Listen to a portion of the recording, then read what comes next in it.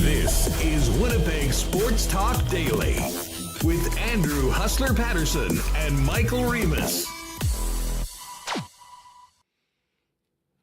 Hey, what's going on, everyone? Welcome to another edition of Winnipeg Sports Talk Daily. We have a banger for you today. Lots to get to. Coming out of a huge win last night for the Colorado Avalanche, coming back from a 2-1 deficit to force a Game 6 back in Denver of their series.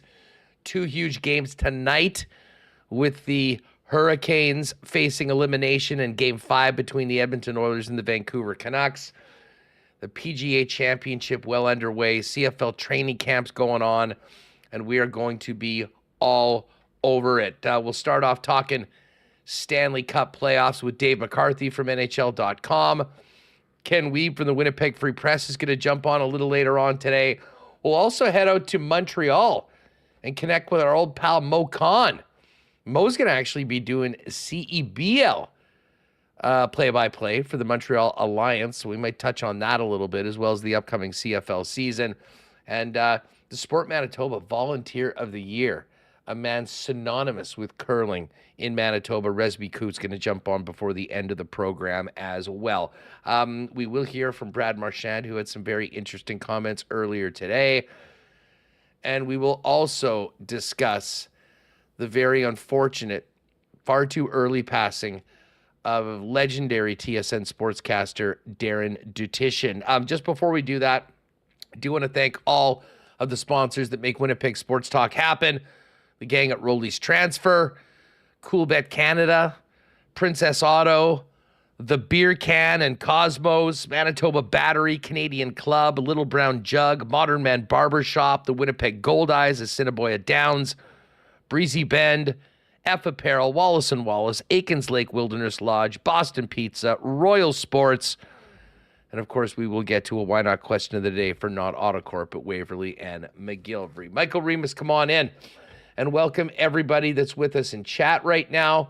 Great to have you with us. Hit that thumbs up and make sure you're subscribed to the channel. And of course, a warm welcome to all of you podcast listeners making Winnipeg Sports Talk a part of your day. Listen, Reem, we're going to get to the hockey and the Jets and the Bombers and all of those stories in a minute, but pretty much have to start off with the, it's still shocking news that Darren Dutchyshen passed away earlier, and he had a battle with prostate cancer. He had this had been going on for years. He'd returned to TSN after lengthy treatments in 2022. But it was very clear by the reaction on social media, in the Winnipeg Sports Talk Discord, and really in any conversation with people that have had any involvement in sports as a sports fan, that this was one of the was a passing of somebody that, while most didn't know Dutch, they really felt like they did. He was the best in the game at doing what he did, anchoring SportsCenter in Canada for well over a decade. And it speaks to the impact that he had on so many fans of TSN, of sports, of the outpouring of grief, and really shocked that Dutch is gone. Yeah, I saw the scrolling Twitter and saw the news put out by TSN and a bunch of TSN colleagues, and was really shocked. You knew he was battling health problems with cancer, but it doesn't hit you till you read it. 57 years old, way too young. Began at TSN in 1995. Hosting weekend of, it was called Sports Desk then, and CFL Live. And over 3 decades hosted Late Night Sports Center with Rod Smith, later with Jennifer Hedger. He did CFL, Olympic coverage. Born in Regina Huss, raised in Porcupine Plain, Saskatchewan. He always gave a shout out to Saskatchewan of Porcupine roots. Plain. Yeah, you felt. That's right. And you felt like you knew him. He had this way of delivering highlights. I still hear in my mind that, back-to-back jacks and, visions of Carlos Delgado and Sean Green teeing off. A lot of people knew him from ITV Sports Night in Edmonton as well. I saw a number of Edmonton, people from Edmonton tweeting about it. And again, I never emailed with him that often, maybe once or twice. Had him on the show, but all accounts was a great guy. The guy you saw on TV that you felt like you knew, that's how he was in person. He made you laugh, unique way. And it's kind of, interesting because I know I'm kind of going on and on here, but when he was on SportsCenter, that was just the way you got highlights. It's kind of not really like that anymore. You can go on YouTube, Twitter, on your phone.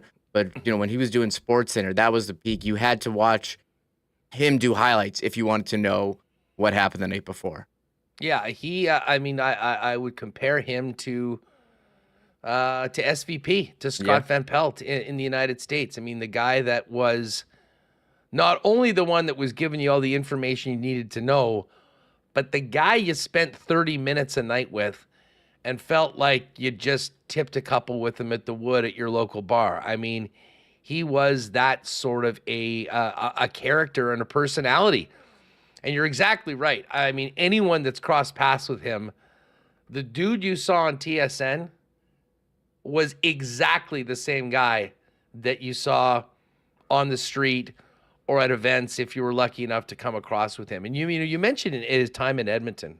I'm going to set this. Jet Oil Tom, a great supporter of the show, and I'm sure he's in chat right now, sent me a DM today, and I'm sure he won't mind me reading this.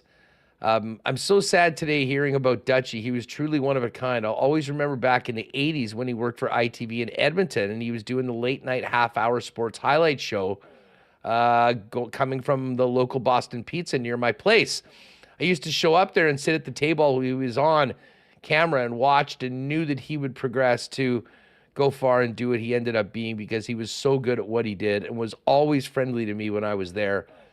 So sad. And I mean, the stories now coming out, I mean, obviously the TSN family is absolutely devastated.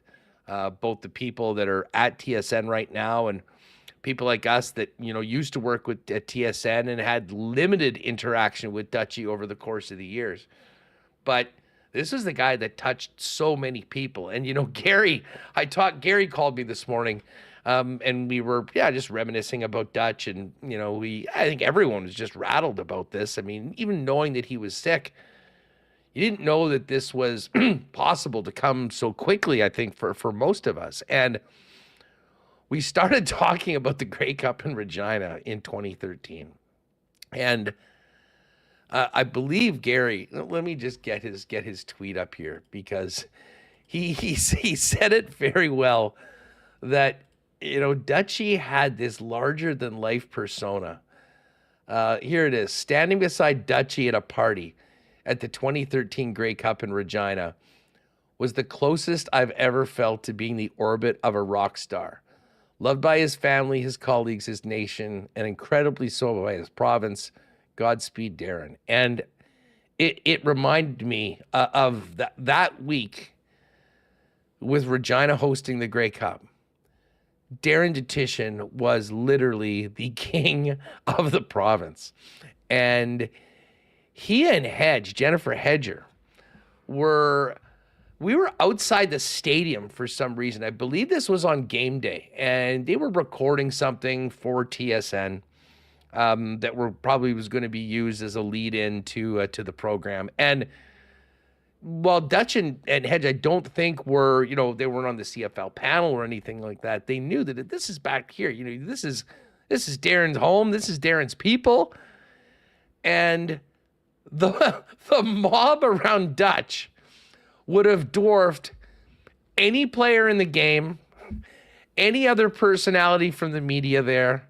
And the love that this guy was getting from everyone was, and listen, there's some people that, get the attention because they're very good at what they do, but they don't like it too much. They don't embrace it. We've all heard or had, unfortunate reactions or interactions with some people maybe we thought of as heroes that big timed you, or, you could just sort of feel like they felt they were above it. Darren Dutchyshen was the exact opposite. Not only did he love it, he leaned into it. And it was a scene that we joked about for years afterwards, about Dutchie holding court with a few hundred Rider fans beforehand. And poor Jennifer there going, Dutch, we got to go. We got to do things. He'd be like, just a minute, just a minute. It's such a big loss for broadcasting in our country, for the sports community, obviously for our former colleagues at TSN. And, Remo, maybe we'll play this. Like, this is rocked everybody. And I know on TSN over the course of the next coming days, there's going to be a number of tributes. They've got an incredible one with Rod Smith, who, in a lot of ways, you think back to the start of Sports Center in the United States, and it was Dan Patrick and Keith Olbermann. Rod Smith and Dutchie were, in a lot of ways, that for Canada. So Rod, I know, has a heavy heart and did something, but Gino Reda did not wait. And he went to social media this morning and put this message out after the news of the passing of Darren Dutchyshen had spread.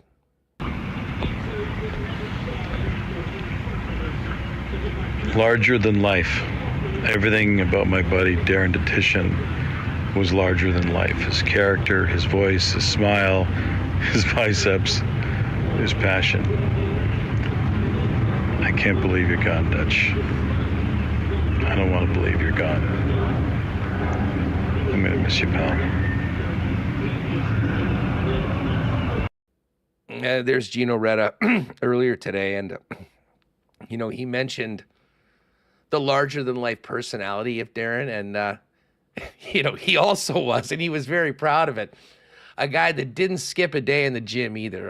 Was incredibly in great shape, legit jacked, but as big as the biceps and as big as everything else was about him, it was his heart, his personality, and his love of the people and the people's love of him that I think is going to be the lasting legacy of Darren Dutchyshen. And I know we always have fun with the rivalry between Manitoba and Saskatchewan and the Bombers and the Riders, but I think, Remo, as a Manitoba guy from the prairies, as much as we give it to each other, we're part of an area that has so many similarities, and I think there's a lot of Manitoba people that really feel like Darren was one of us as well. But the bottom line is Canadians from coast to coast are feeling exactly that way. Yeah, there, people messaging, they haven't felt this way, about a celebrity death since like Gord Downey. That's just how much, he's up there in terms of, how much Canadians love and respect him. And look, he loved his job, loved sports, loved to have fun. And again, loved that he was from the prairies. Just a couple of tributes coming in online. Adam Scully with TSN Husk Golf Talk Canada, host Sports Center. We've had him on here. He puts out there, Dutch was an absolute legend. His passion for life was incredible. I will never forget hosting with him last summer. I was so nervous. He could tell. 90 seconds before going live, he turned to me, hit me on the shoulder, and yelled, "Isn't this job the best, bro? Rest in peace." And I love that one. And you mentioned, his Saskatchewan roots. Britt Dort from Saskatchewan, she tweets out, "Absolutely heartbreaking, sending out so much love to everyone at TSN. I still have this message saved he sent me last summer. It meant the world coming from another Sasky sports broadcaster, let alone a legend like him. I can't put into words how much he will be missed." And she posted this email, no subject. "Hi, Britt. I just wanted to say you are doing a good job. Keep it up, Sasky." And she's what you can see her on the CTV Regina and CFL on TSN broadcast. And that was the type of guy that he was, and why he's beloved by so many. And it's tough. Tough to see the news today, but some incredible tributes coming in, and TSN posted an amazing one with James Duthie, voiced by Rod Smith, on their website and on their YouTube channel as well. I'm sure we'll have more to come as the days go on here. Yeah, you know what? I had thought about trying to reach out and get one of the TSN folks on today, but listen, I knew that we could speak from from our experiences. Dealing with Darren. I mean, he was always incredible to come on the horn with us. And listen, I mean, Gary knew him a little bit more from his work with CFL and TSN. But he was, I mean, the first time I met him, it was like I'd known him my entire life and treated me as such. And heavy hearts for everyone today. And again, we'll definitely have some of our friends and former colleagues from TSN maybe pop by and speak about Darren, but certainly go to the TSN YouTube and check out SportsCenter this week for more tributes to Darren Dutchyshen, who made such an impact on all of us. And tell you what, I hope they got a good gym up in heaven, because he is going to be he'll be throwing some plates around and brighten people's days when they get up there. Let's get back to where we'll go with the rest of this show, but we just had to start off with that because I think everyone's feeling for the family and feeling for everyone, because everyone feels like they've lost a close friend, and that speaks to the impact that Darren had on all of us. Remo, the Avalanche, I thought they were dead last night. Miro Heiskanen, who I do believe is the front runner for the Conn Smythe at this point, although, we'll see who makes it to the Cup final, put them up in the second period, late second. The crowd is going crazy. They've got the lead. They need one win to move on. And as Rick Bowness would love to say, pushback came from the Colorado Avalanche. Cale Makar on the power play, that lethal power play, does it again from the Avalanche, even without Nichushkin. Two early ones in the third period got them up. They did not let that go. And we got a series again. And as deflated as that Colorado team looked in Game 4, losing on home ice, finding out about Nichushkin being gone, being suspended for 6 months, and everything we heard after that game, you want to see the traits of a championship hockey club. We'll look at what they did in Game 5 with their backs against the wall, without one of their most important players, in a tough building against a great hockey team in the Dallas Stars. They refused to lose, and we got a series again. Yeah, look, usually in the Stanley Cup playoffs, you have round one, it's fast. There's great series. You're watching hockey every night. In round two, there's like a bit of a lull. You kind of get burnout. There is no burnout this year in round two. Every series has been close. They've been awesome. Lead changes back and forth. This one, no different. And I said yesterday, I've seen a lot of pushbacks. Teams with 3-1, they can't close it out. Florida can't. Rangers can't. I think Dallas is going to have trouble. And they're missing Rupe Hintz, number one center. Not really scoring, but he's very good.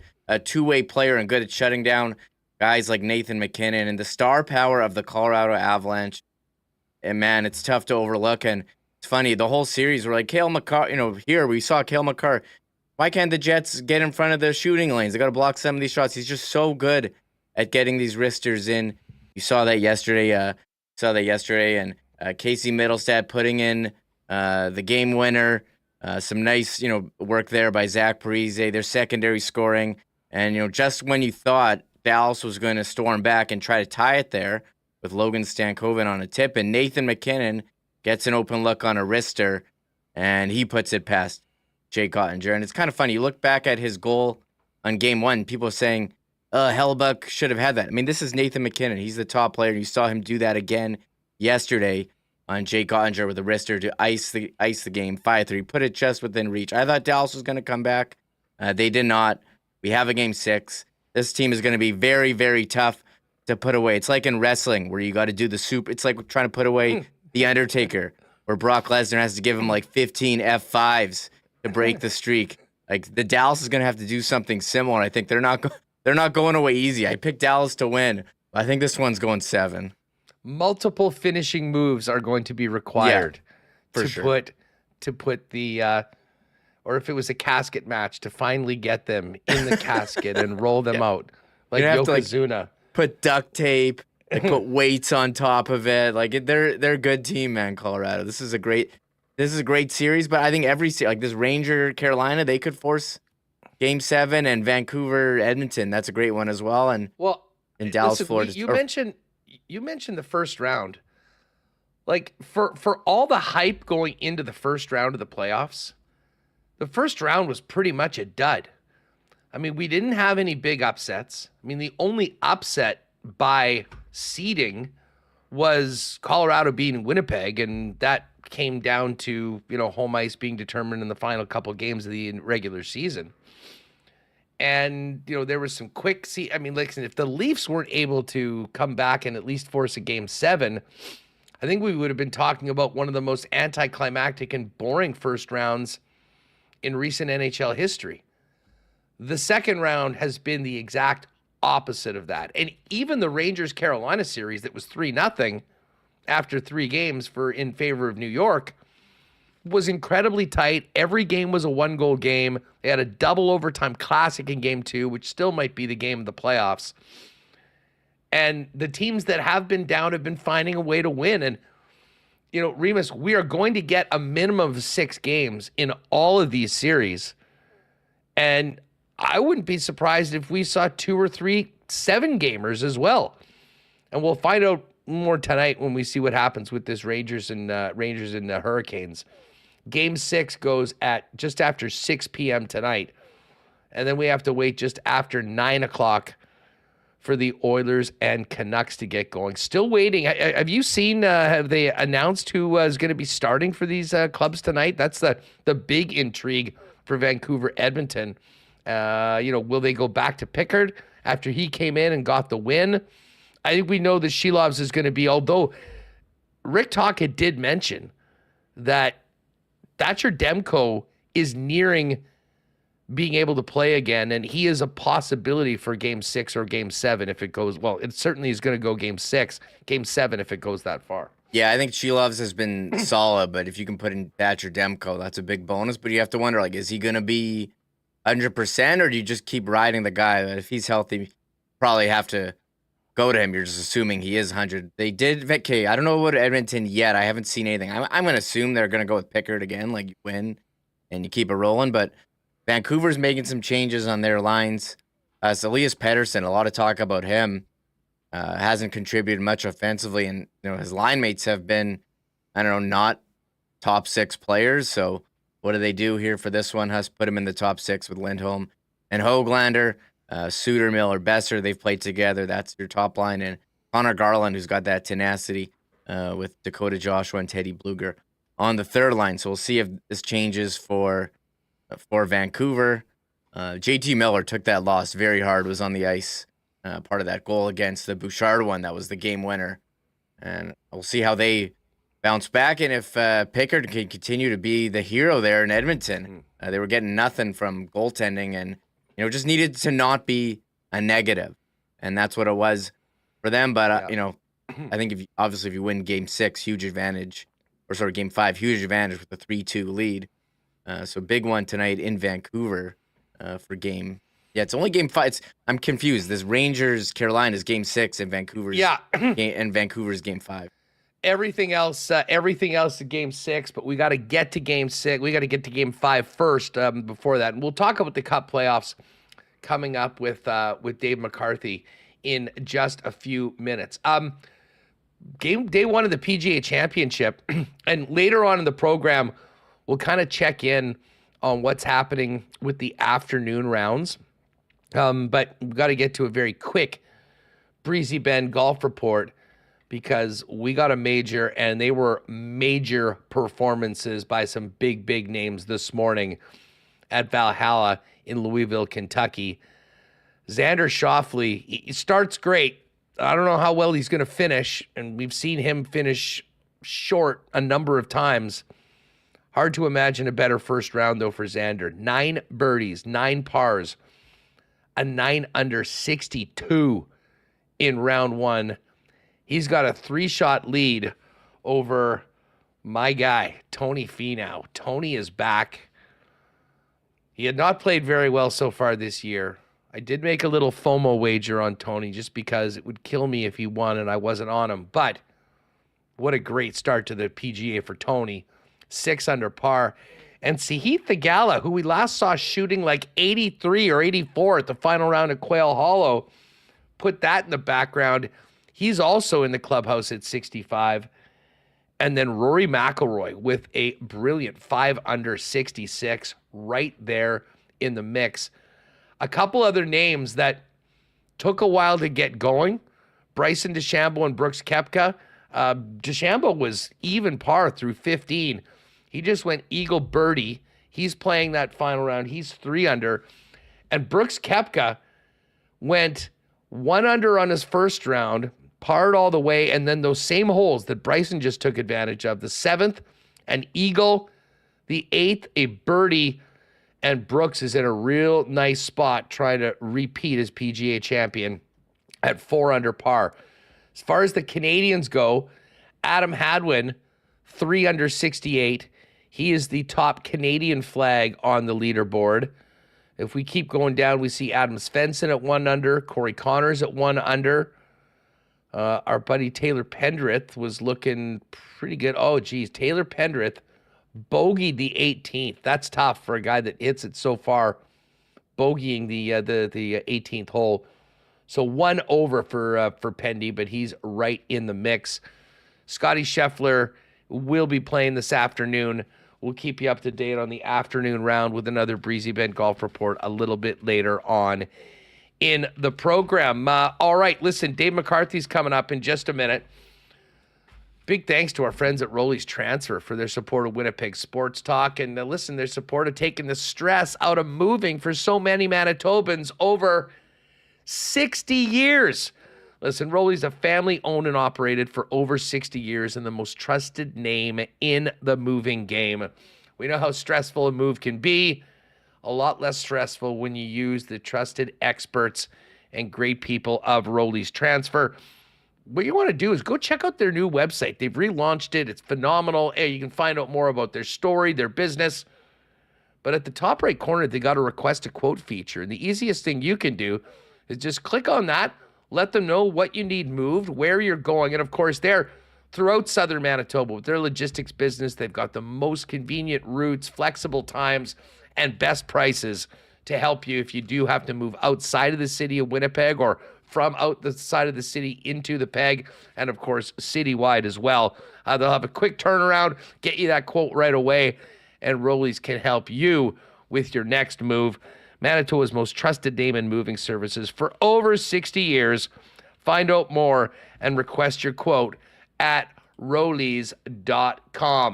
Our friends at Consolidated Supply are getting ready for a big sale next week. It's the Ring-a-Ding, it's spring sale over there. And, in addition, we know that they're the leaders in irrigation products, artificial turf, golf carts.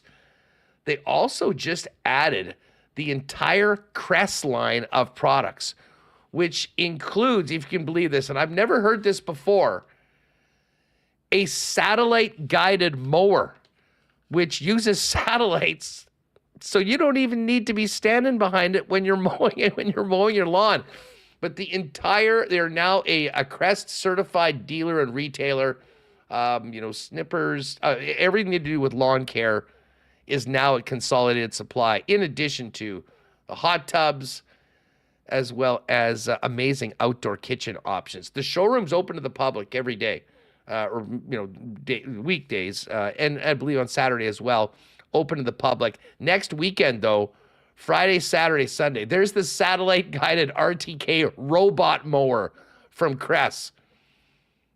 That thing looks amazing. The future never sleeps. If you're spending too much time mowing your lawn, maybe talk to the folks at Consolidated about one of those Crest robot mowers. But CTE.ca, all the information on everything they've got going on.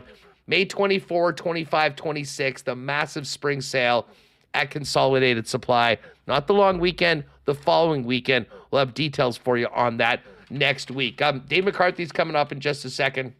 Hey, for all of those golf carts and toys and everything you're going to be using this summer, you got to make sure you're powered up. Manitoba Battery's the place to do that. Shop local, save money, and get the best service in town from Donnie and the gang on batteries for literally everything that you'll be using this summer. You're going camping, you're going boating, ATVs, and more. They've got it all. The Deep Cycle Marine Battery sale is on right now for all you that get out onto the lake. So right now, do not wait. Get down to Manitoba Battery now with 2 locations, Logan Avenue and the new location on the south side on Dover Court for the Deep Cycle Marine Battery sale and a ton of other great deals heading into summer. Find out more online at manitobabattery.com. They'll deliver to you for free anywhere inside the perimeter with any purchase over $60. It's just that easy. Tell them WST sent you. And again, manitobabattery.com for all that information. And just before we bring in Dave, fellas, we're going into a long weekend. You need to touch up the salad. You need to get a nice new look. Well, Modern Man Barbershop's there for you. 8 locations in the city of Winnipeg for Modern Man, including the newest locations on Plessis Road and on Pembina Highway. Modern Man's got you covered with beard shaping, shaves, great haircuts, color services, and more. Easiest way to make an appointment at the most convenient Modern Man for you is to go online at modernmanbarber.com. And again, you can follow him on Instagram as well at Modern Man Barbershops. All right. This is this is a guy that's ready for the long weekend. I can tell you that. Hockey season is over in Toronto. It's over in Winnipeg. And Dave McCarthy is looking like he's about ready to floor it for a May 2-4 weekend. Let's bring in our pal from NHL.com with one of the most beautiful and tranquil backgrounds in WST history. Dave, what's good, buddy? How are you? Good to be with you, Huss. I'll just be honest with you, okay? I don't answer the phone for just anybody when I'm back here on the estate and a day off, okay? So that's how much I love coming on your show. It's great to be back. Thanks for having me. It's, listen, dude, it's great to have you on. And, right now, I guess in both markets, as much as we're paying attention to the playoffs, and we'll get to some of the great series we're going on right now, it is all about coaches and what a wild coaching carousel. Like, I can't remember the last time there were this many openings at the same time in the NHL. And not only openings, but intriguing openings, right? If I was a coach of some level of quality or clout, there's a lot of interesting teams that I would be looking to get on board with. You talk about Winnipeg. Obviously, they didn't have the type of success they were hoping for in the playoffs. That's still a quality team. And it presents, I think, a challenge for a coach to say, hey, maybe I can come in and install some systems that'll help us to get over the edge. Because I think Winnipeg will still be a quality team. They'll have to obviously tweak the offseason. I would suggest as well that probably have to change the look of the core to an extent, much like the Leafs. I think we've seen enough sample size to know a lot of good players. For whatever reason, the collection of them together isn't getting the team where they want to be.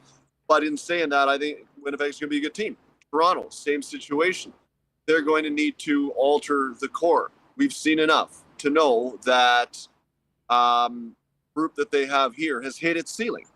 And that ceiling is make the playoffs comfortably and fight tooth and nail maybe to win one round. But they're not close, regardless of what some of the players told us at locker cleanout day, that we were close, we're right there. No, you weren't. No, you weren't. You were close to winning a round. Florida was close last year, and they're showing this year again that it's no fluke. But Toronto would be a very interesting team to take over. How about the New Jersey Devils, who had a year that a number of different things went wrong, including injuries to key personnel for significant periods of time. Jack Hughes, Nico Hischier, Dougie Hamilton couldn't get a stop. Maybe some complacency set in to an extent that they thought they were at the level where they could just show up in September and making the playoffs was a guarantee. Not how it works, especially in that division. but I expect that team to continue to be very good for quite some time, and they're just opening their windows. So those three teams alone, if I were a coach with some clout, I would be really interested in getting on board with. No one's actually been talking about the Seattle gig either. And listen, the team itself is very young, but I would imagine, the ownership there, Ron Francis running it, the support, the facility, all of that would make it a pretty attractive opportunity. And then you look at a place like San Jose, which obviously isn't a big rebuild, but they just got Macklin Celebrini, or will be picking Macklin Celebrini. And you can see, with Will Smith coming along, I mean, there could be a really bright future. I mean, you're in the Toronto market. What's the consensus on the Leafs job? Do they expect Craig Berube, or, I mean, are there some other names that have kind of emerged? And how soon are you expecting to hear from Brad Treliving on who's got the job? Well, when he spoke last week, he said they would like to obviously do a thorough investigation with a number of different candidates, but in saying that, they don't want to wait too long. In other words, if you wait too long, the guy you want might get scooped up by somebody else. So I think Craig Berube is a guy that they have talked to and that there is interest. I think they would like to sniff around on Roddy Brindamore down in Carolina, but they keep extending the series, which makes it difficult. He's otherwise engaged at this point in time. But I think he would be a guy as well that they would have interest in talking to, especially if, and there's another aspect of the coaching situation. What if they can't get a deal done in Carolina with Rod Brindamore, which to me is absurd? That Tom Dunn is nickel and diming the guy who essentially rebuilt the team to a degree of respectability. But what if he becomes available? And I think that's the danger from their standpoint.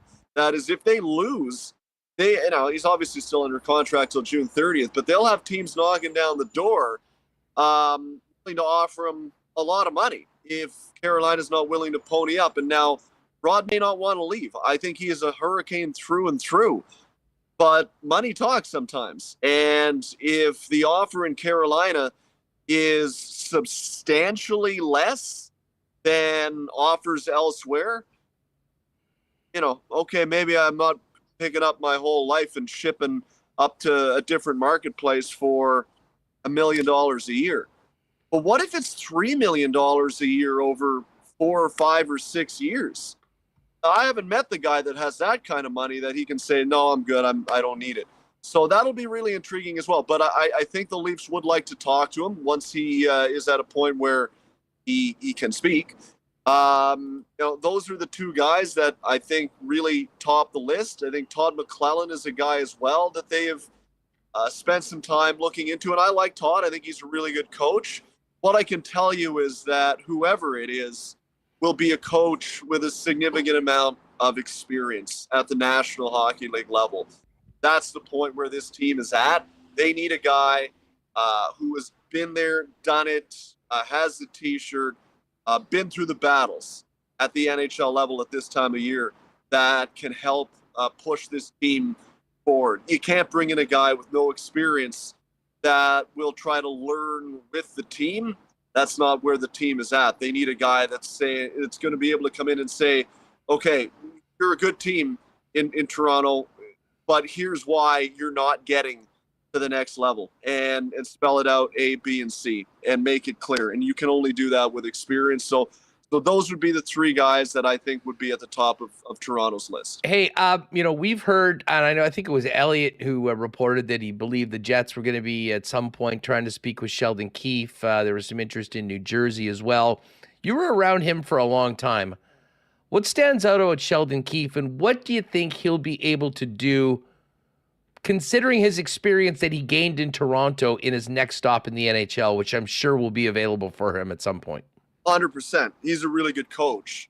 And the irony is I thought he coached maybe his 2 or 3 best games as the coach of the Leafs in games 5, 6, and 7 in that series against Boston. So, you almost sit and you say, well, could they have kept him? But I think, look, he's a good coach, but he's had 6 kicks at it. right? It was time for a new voice, I think. But I think he's going to have a lot of success elsewhere. He is a guy that I think has a really good demeanor. He is able to remain, calm, for lack of a better word, sort of a steady hand. I think he's done a really good job, and I think he's learned over the last number of years. I thought, to an extent, in years prior, that he got out coached by the likes of John Cooper, Paul Maurice. Even going back to the series against Columbus in the bubble in 2020 against John Tortorella. Dominique Ducharme, quite frankly, I thought outcoached him in 21. But I thought he really developed and got better, certainly in the last year and a half. So, if I was the New Jersey Devils, I would be really intrigued with Sheldon Keefe, because now he's a guy coming in with some degree of experience. Obviously, hasn't gone deep, but he's learned a lot, and that's multiplied tenfold when you're learning it in this market in Toronto, right? To say what you will, it's just straight facts. There's a little bit more attention here than there is on a lot of different teams, and I thought Sheldon navigated that very well, especially for a first-time head coach at the National Hockey League level. So I think he'll do really well, and I think if he wants a job, he can be behind an NHL bench this fall. Yeah, no, I'm sort of with you as well. I mean, I was always impressed with the way, he handled the media and things like that, but I think there's so much that goes into that job, and, handling a cap team with 4 players over $40 million and the egos and personalities that go on with that. And I think, some of the things that you learn your first time around make you better for the your second trip. And I'm really interested to see what happens with Keefe amongst, obviously, the opening here in Toronto and the rest of the National Hockey League. To the playoffs we go. How surprised were you that the Boston Bruins were able to get this one back to Boston for a Game 6 tomorrow night? About as surprised as I was that Colorado was able to force a Game 6 last night. I thought both teams were really donezo heading into those games. Boston without Brad Marchand, and it really looked like Florida had found their gear, and I thought they played quite well in the games leading up to the 3-1 series lead. That would be Game 3 and 4. Math always difficult for me, as we know. But I thought they played really well. So I was impressed with Boston that they were able to force another game in this series. Same thing with Colorado. I thought Colorado was pooched heading into Game 5 last night. They looked horrible in Game 4. They were outshot, 16-2, 16-3 in the first period. The head coach, Jared Bednar, said they looked frozen. There was not a lot going on. Valeri Nichushkin, unavailable now for 6 months. We wish him well. And the top guys in Colorado hadn't played good for a couple of games. McKinnon, McCarr, and they're at the point now where they don't have a lot of depth. If those guys aren't getting it done, they don't have a chance. But Cale Makar went legend last night. 2 goals. He was dominant all over the ice. I thought he got I won't say caved in, but in the head-to-head matchup between him and Miro Heiskanen in Game 4, it was Miro Heiskanen, no contest. To flip it last night, Cale Makar looked like himself again. Nathan McKinnon was rolling. The Moose got loose. Terry Lehkonen was good. Those are the guys that are going to need to be good. Otherwise, Colorado isn't going to have a chance. So it's been interesting. Could have had a number of short series here in the second round. The Rangers up 3-0. Carolina's won 2 games, forced a Game 6. Florida couldn't finish Boston off, and now Dallas couldn't finish Colorado off. And suddenly we've got some intriguing 6-game series at minimum here in the second round. Well, and I mean, listen, going back to Game 4 between Colorado and Dallas, I mean, we saw just how deflated that team was based on what had happened with Val Nichushkin. And we heard from a number of players. And listen, I don't want to get into, Nichushkin's history, but I mean, this was the 3rd time in 13 months that this had happened. We know what happened last year in Seattle. And it seemed like a lot of the players, had felt somewhat let down because of just how a huge part of the team he was. Take it from someone in Winnipeg that saw what he did to the Jets in round number 1. He absolutely killed them. He was leading the league in goals, or at least tied with Zach Hyman at the time. Yeah, listen, he was an absolute difference maker. And for him to be out was just a huge blow for them, and it showed. But there's something about teams that have that championship pedigree, that know what it takes to win, that have done it before, that they somehow found a way, Dave, last night, late in that second period, into the intermission and the start of the third, to pull themselves out of it. And we talked about McKinnon. I mean, it was the big dogs on that team that led the way. They're going to go back to Ball Arena in Denver, to a place where they were the number one home team in the National Hockey League all year, with the opportunity to force a Game 7. If they can do that, Game 6, no matter what, is going to be there. I thought that this had the potential of being one of the best series of the playoffs, and I think the Avalanche made that a reality with that win last night. Can they win 2 more against Dallas? Easier said than done, but I'll tell you what, this is going to be must-watch TV for anybody that follows the National Hockey League. No, it should be good. I think there's always a little bit of a psychological aspect in situations like this too. You go into Game 5 last night, you're kind of playing with house money to an extent on the road. You're playing free and loose. Written off. Yeah, written off. So, you lose. People are going to be like, well, you obviously got dealt a blow with Dutchyshen and depth and this and that. Nobody was expecting anything from you, and you won your cup 2 years ago. So, you'll try and retool in the off season and come back next year. So there was not a lot of pressure, right? I think the pressure was entirely on Dallas for the points you made. Is that you don't want to let a team like Colorado up off the mat, because you're really rolling the dice at that point. Now, yes, they go back to Colorado. They've been outstanding at home all year long. The Ball Arena, man, the bolts shake in the girders of that building when it gets pumping. Like, it is quite a place. But now the pressure's on Colorado, right? You're back at home. Now people are like, can you do it again? And Dallas isn't going to give you anything for free tomorrow night, where at times I thought they beat themselves. Like the Jake Ottinger would have been the goal at the beginning of the third period. I'm blanking who scored that now.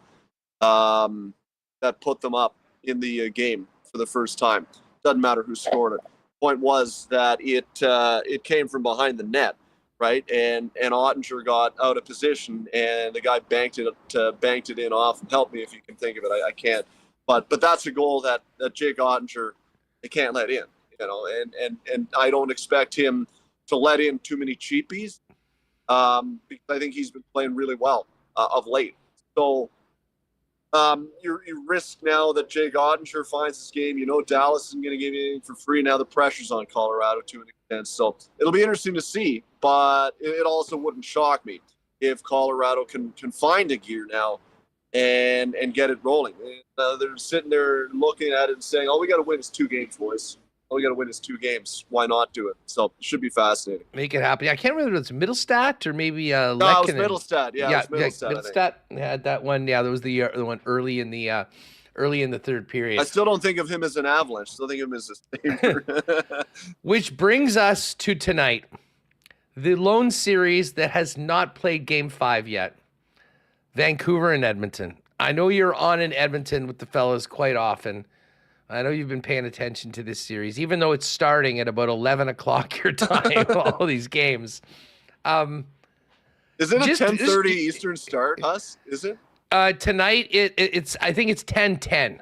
Okay, which means probably like 10:20 by the time we start playing. Yeah, that's probably the case. The Rogers Arena in Vancouver is going to be nuts, but I mean, just thoughts on everything we've seen through these first 4 games. I kind of think that Edmonton has better players. Vancouver's a better team. Love what Rick Tocchet's doing with this club, but you often, in series like this, at times like this in Game 5, the best players step up and make that difference. And we're still waiting for that FU game from Connor McDavid.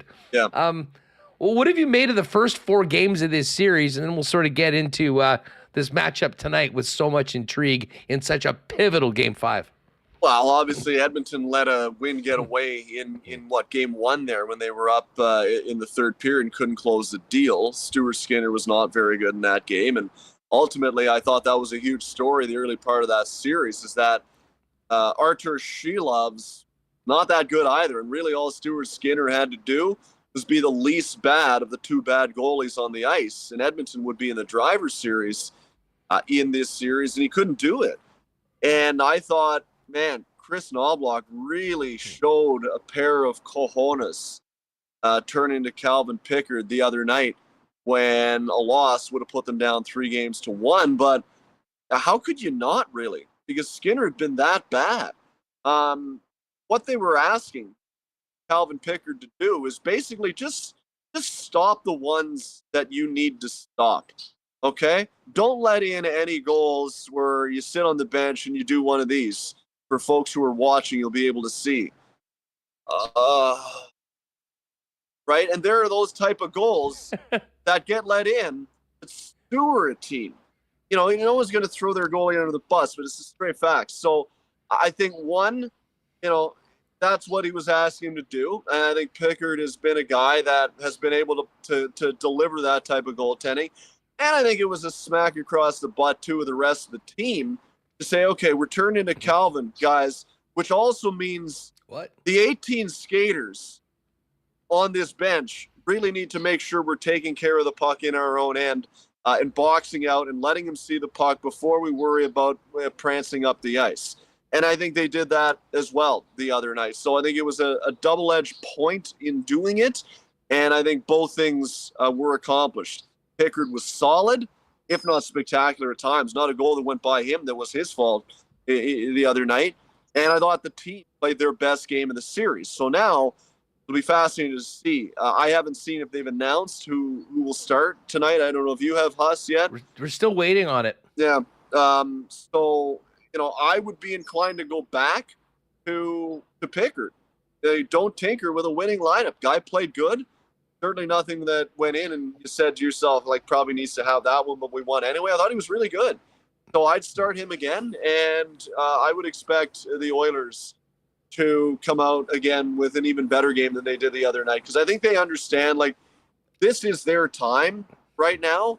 We're getting to the fuzzy part with Leon Draisaitl and his contract situation. Connor McDavid is getting to that point in a couple of years as well. The time is now for Edmonton. They got to win. They got to win. And look, you got to give the Canucks credit. I still think at times we think of them like we did in September, which was a team that was coming off of not making the playoffs last year. And we need to not think of them like that anymore, because they've been really good. But Edmonton's the better team. Edmonton is the better team. Now, the whole X factor in all of this is if Elias Paterson decides to do something, anything, in Vancouver. That was quite a press conference yesterday. Oh, yeah. He was down bad. Big time down bad. That's the type of thing where the fellas in the room, the JT Millers, the guys who really can pull a guy aside, have got to pull the guy aside and be like, look, buddy, don't worry about what's happened in the past. We are at this point. We're in a good point. You really haven't been yourself yet. If you can start being yourself now, everyone will forget about the first round and a half. So that's the big X factor here. And if he can do that, then Vancouver might come right down to the wire. But if he can't, I expect Edmonton to pull ahead in this series and essentially come into this game playing for ultimate keeps and say, okay, enough screwing around here. Fellas, we got to make sure we don't put ourselves behind the 8-ball. Dave McCarthy, NHL.com's with us. Dave, before we go, and thank you again for doing this on your day off. We got the shades, the bucket hat, the big jug of Kool-Aid in the most tranquil setting. Not Kool-Aid. We will see all year. Well, I was going to say, what are you drinking? What's on the menu today for Dave? When does the wine get opened? And will there be a pregame nap so you can stay up and make sure you're there for the Vancouver-Edmonton game? A lot of questions there. I'll try to remember them. In this, we've got cranberry cocktail with the lime. Not cocktail in the sense that there's vodka in here, just sparkling water. That's for later on. Very healthy for you. Cranberry's excellent. Looks delicious. Yeah. What's on the wine will probably get open at 5 o'clock. few beer in the fridge as well. We're in good shape. We don't start, hitting into the beer fridge before 5 o'clock. You do that, it's not a good habit to get into. So we don't do that. I got some pork tenderloin I'm going to throw on the queue, which delicious. is pretty good for a midweek meal. And no, absolutely not. I do not nap, Hustler. I did not get up till 11 o'clock this morning. I do my best work at night. Yes. So I'll be quite all right to get to the end of the Oilers Canucks. Just how many hours do you have to take a week to maintain this beautiful backdrop? Well, I don't go to the gym. This is my gym. So instead of running aimlessly on a treadmill in a cold, dark, sweaty place with no atmosphere, I do this. And people are always asking me, how often do you get to the gym? I say, I never get to the gym. This is what I do. So you put the work in, and then you get to sit back. Well, the results are phenomenal, and it reminds me of how many radio hits you do that are really missing out on the true beauty of the McCarthy compound there in southern Manitoba. Dave, you're the best. Enjoy the games tonight, pal. Thanks again for doing this, and really appreciate you jumping on with you got a little bit of free time. But back to the cranberry cocktail, and 2 hours till that beer fridge gets opened. Love it. See you, buddy. Great to be on with it. Great stuff. Great stuff. And I think I may have said southern Manitoba. You know I meant southern Ontario. There's Dave McCarthy of NHL.com. All right. Ken Wiebe's going to join us in a few minutes. Do want to give a shout out to our friends at Princess Auto and remind all of you that Princess Auto Stadium is going to be the place for the big Canada Day celebration Monday, July 1st. This is going to be perfect for Remis and myself because we're going to be in Vegas for the draft, get back late Sunday night, and then the next day, big party at Princess Auto Stadium. Activities are starting at 12 p.m. Main stage performances at 3. It's going to have a local market, food trucks, face painting, storytelling, like some great programming for the entire family, inflatables. And then the main stage performances and entertainment get going at 3 p.m. Neighbor Andy, Katie St. Germain, Indian City, Brandy Vezina, headlined by Doc Walker and the Sam Roberts Band. And the best part of all of this, it is 100% completely free. So Canada Day is back, which is great. And it's going to be down at the stadium. Bombers, Princess Auto hosting it. Fireworks lighting up the city skyline at dusk. And again, completely free. If you are able, bring a non-perishable food item for Manitoba Harvest. Great way to help out as well. Shout out to our friends at Princess Auto for all they're doing in our community. And don't forget, you can visit them on Panet Road, Portage Avenue West, and shop online at Princess Auto 24/7, 365 at princessauto.com. Our friends at Wallace & Wallace are great sponsors of ours. We also have to thank somebody at Wallace & Wallace that just popped into the WST store and bought a couple of hats. Great way to help our trip, by the way, to Vegas to give you coverage of the NHL draft. Get over to winnipegsportstalk.com, click on the store, grab a hat or a t-shirt or a hoodie. But anyways, huge thanks to Wallace & Wallace for all their support. And of course, Wallace & Wallace maybe needed a couple extra hats because of the amount of time the fellas are outside right now because it is busy. Building fences and putting up overhead doors is the leaders in fencing and overhead doors for over 6 decades. 1946, they've been doing it since. If you need the security and protection of a new fence, or if winter did a number on your old one, give them a call. Vinyl, ornamental, welded wire, chain link, or wood fences. Of course, the leaders in temporary fencing as well if you need it. Give them a call at 452-2700. The Wallace & Wallace team will arrange a time to come out and give you a free estimate. Visit them at wallacefences.com or pop down to the showroom on Lawson Crescent off of Kenniston.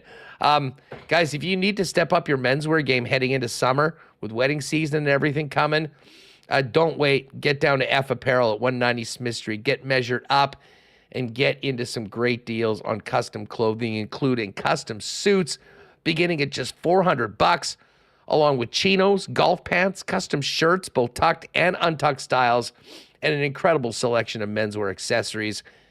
They do have a great program for weddings and wedding parties. If you're in a wedding, talk to the guys about a 15% discount when you get your suits at F. And it's not too late to take advantage of a great promotion for high school seniors graduating and needing a new suit for the big day and moving on to the new chapter of their life. 190 Smith Street.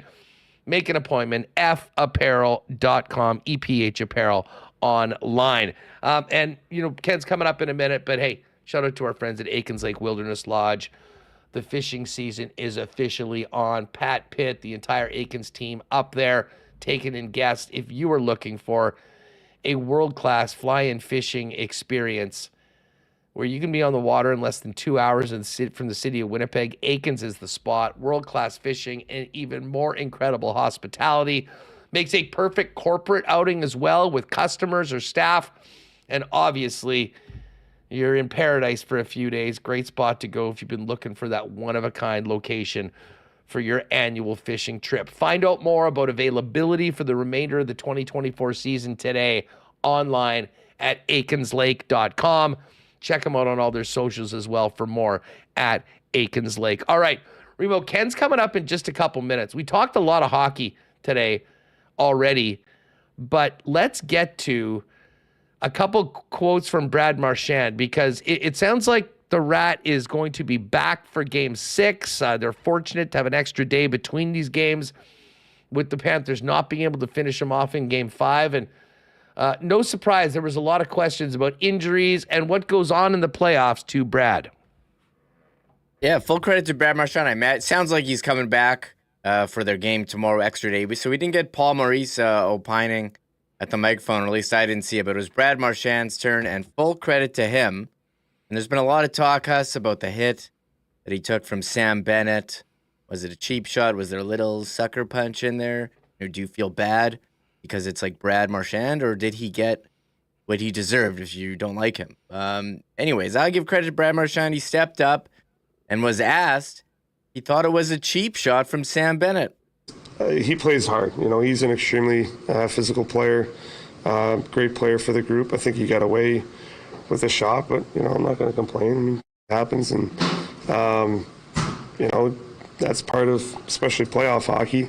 I've been on the other side of a lot of plays, and, I think he got away with one, but, I mean, that's part of the game, and definitely part of playoff hockey. Yeah, it sucks to be on the other side of it, but that stuff happens. So I'm not going to sit here and complain about it. That's part of the game.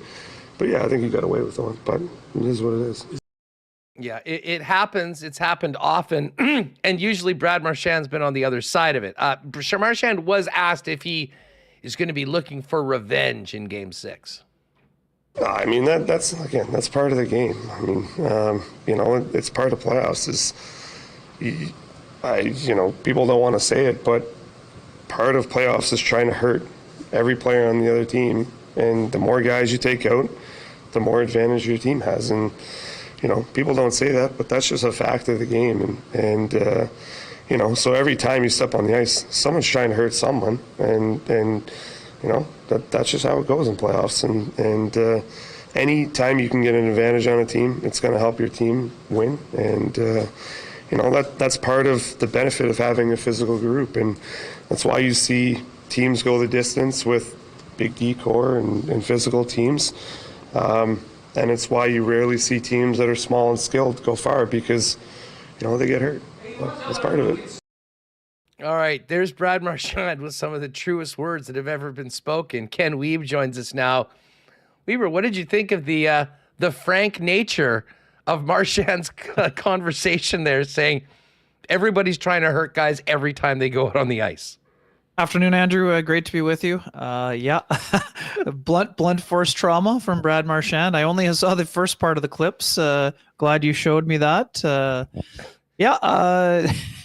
Certainly one man's perspective. I don't know that all players share the same viewpoint, but there is an element of in a area of attrition. If you can, the more players you knock out, the better off one's team might be. But I mean, again, I think that we are not quite at the Neanderthal stage, but certainly you want to make it as difficult for them as possible. And if that causes someone to not be available, I think that might be how I might frame it in my politically correct viewpoint. But I appreciate the honesty from Mr. Marchand, and I'll be curious to see. I mean, again, great to see him out there speaking. I mean, he certainly, as someone who likes to write off day stories when you're covering the playoffs, I mean, he basically threw her out there on the old silver platter for every single person, any single medium, Huss, writing, vocalizing, or on television. I mean, he's given the masses something to talk about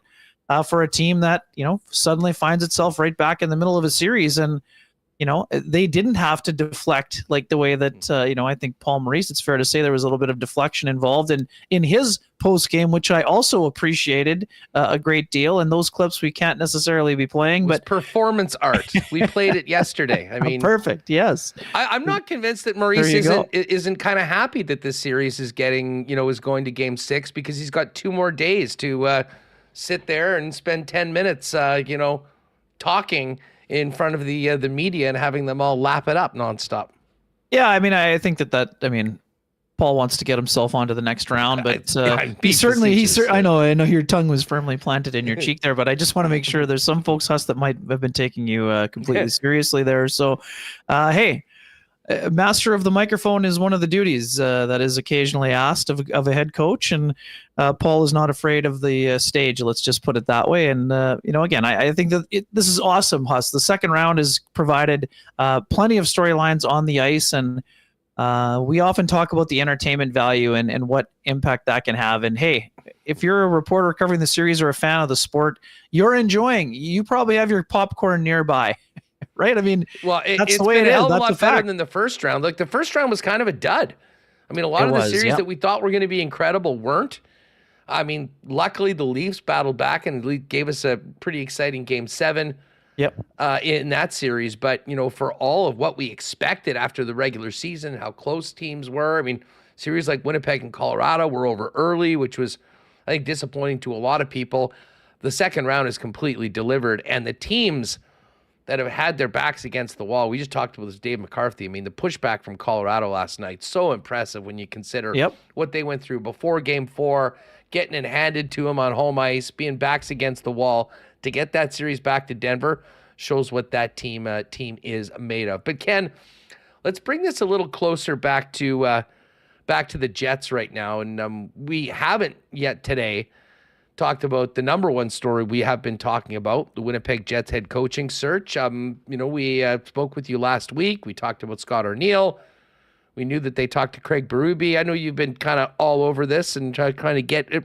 What's your sense of where the Winnipeg Jets are at?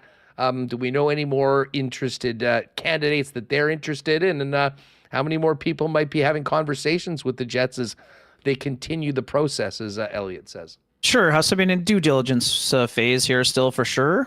This is what we expected to happen. We knew that, Scott Arniel would be getting himself an interview, and we knew that there would be other, competitors being brought in to share their thoughts, whether it's by Zoom, the way that Berube had it, or by whatever other means. I mean, we don't know who's been in for in-person interviews yet, but as things move along, we would expect that again, some people wondering, well, why is this taking so long? Well, it's not taking long. It just started. And if you're the Jets, you want to make sure you get it right. So you're going to, continue to look for a number of different viewpoints. The calendar says May 16th, Huss, and of course the Jets would like to get this wrapped up. And could they be in competition for the services of coaches that are maybe in for other vacancies? And could that play a role? Certainly.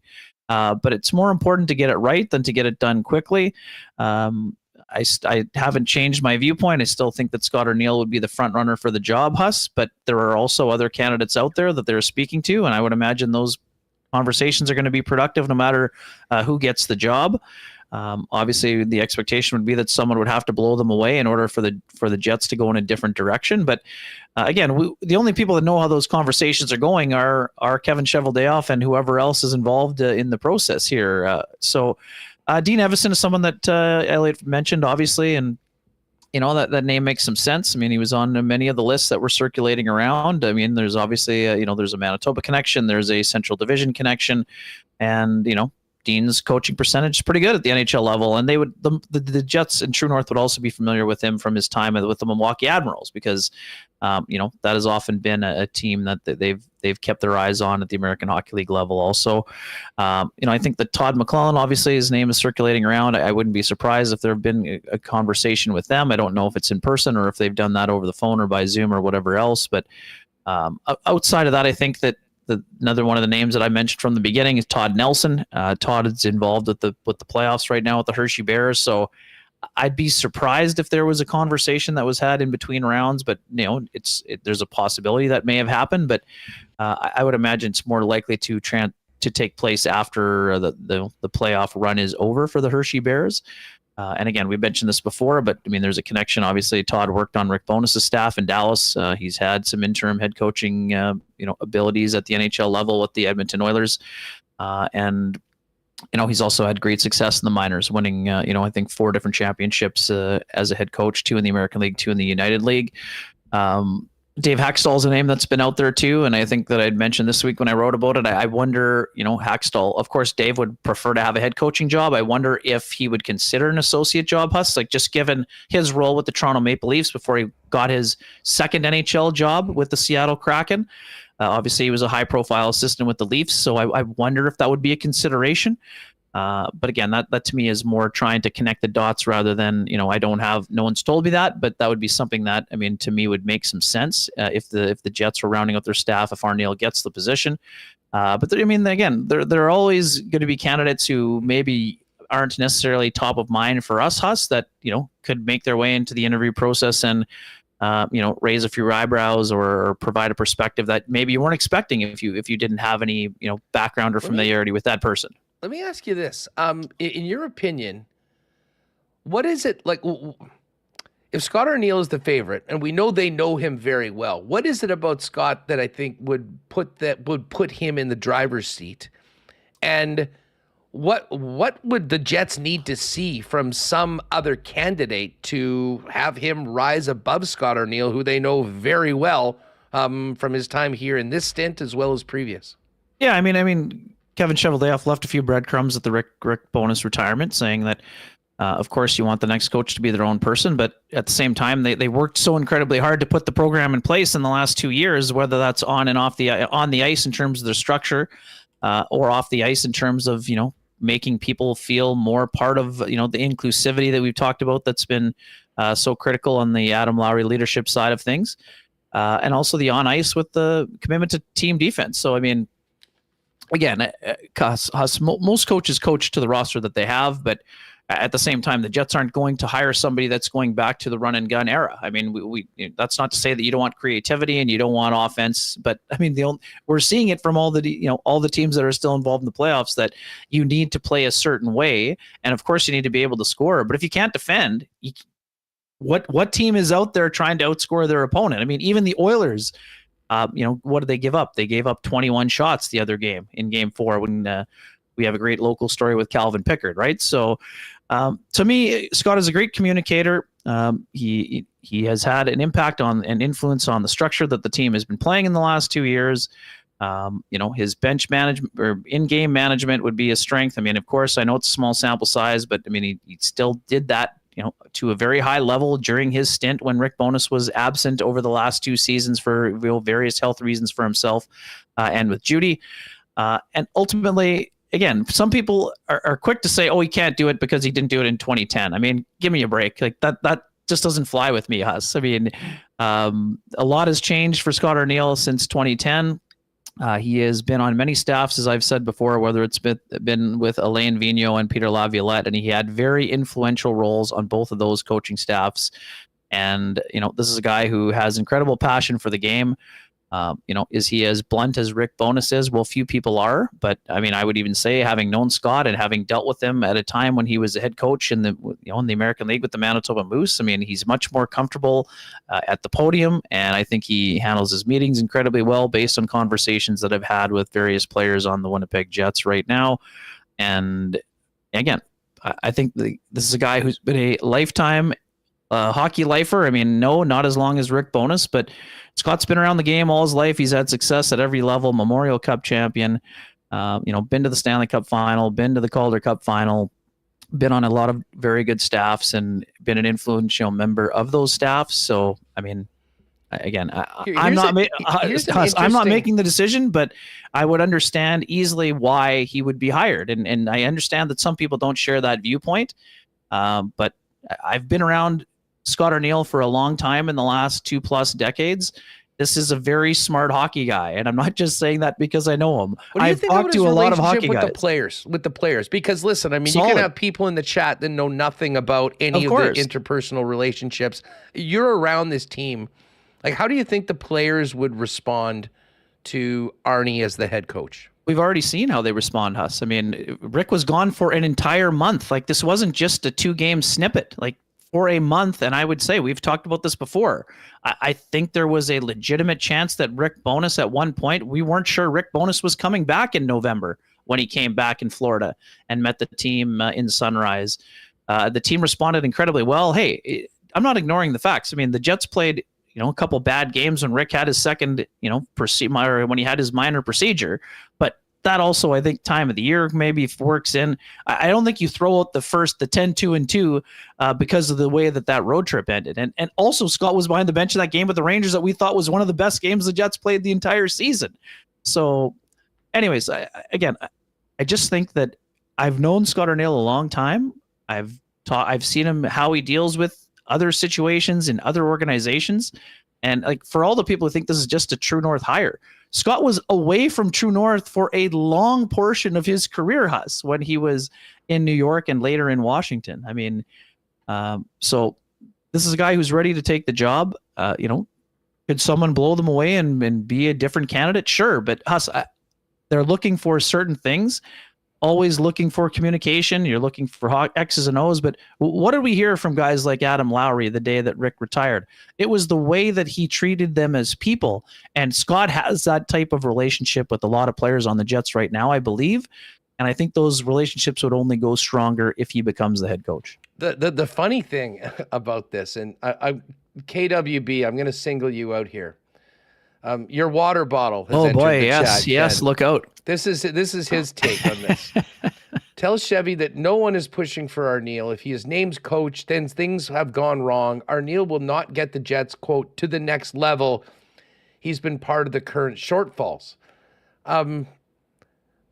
Listen, I guess you could say it if you didn't pay attention to anything that the Jets had done over the last 2 years and just watched that playoff series where they were outclassed by the Colorado Avalanche and say, well, you're on the staff, you're part of a problem. But I think, and as much as I want the Jets to get the best guy, and if there is someone else, you do that and you talk to everyone. Sure. He had a big part of what Rick Bowness was doing, and Rick Bowness would be the first one to say that. And I mean, we went from a team that was in absolute disarray 2 years ago at this time, coming out of the Maurice quitting, Dave Lowry period, to 46 and 52 win seasons. Now, there's a lot more to be done in the playoffs. Everybody knows that. But I find it interesting that all of the positives from the 2 seasons past are removed when you get waxed the way the Jets did in 5 games. Yeah, I mean, a lot of those same people wanted Maurice fired too, multiple times, and said he was not a good coach. And now look, Paul just took a 8 seed to the Stanley Cup final last year, and he is coaching one of the best teams in the NHL this year, a team that had the same number of points as the Winnipeg Jets. So I would say the people that those guys also did have to come in and change a culture that was built under Paul Maurice that was completely broken. I think we can all agree on that. Sure, Huss, but I mean, he also, the first thing Rick Bowness said that they had to do to come in and take over. Totally fine, but that same coach also took them the furthest in the playoffs they've ever been and had the best record they've ever had. So yes, I mean, he created he didn't create the solution. He was part of the problem, but he also had them at a spot where they were at their very peak in the 2.0 history. Absolutely. So, and the same thing applies to Scott. Like the second best record in 2.0 history, he was on that staff and played a big role in that staff. Now, again, the fact that we're not here grasping at straws and saying, oh, well, the Jets didn't no-show in Game 5 against Colorado, so that's a huge step forward. No one is saying that. But the facts are this team has no-showed in elimination games a lot of times over the years, and they didn't this year. So, again, there's going to be people that are 33% rule has 33% are going to be unhappy, 33% are going to be unhappy, 33% are going to be happy, and the people in the middle, you got to convince them why they should be happy or unhappy.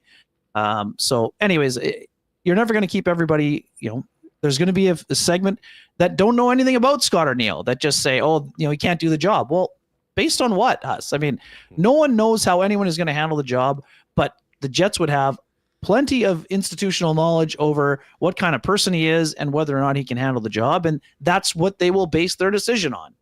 That's my belief. Yeah, no, I think you're bang on that.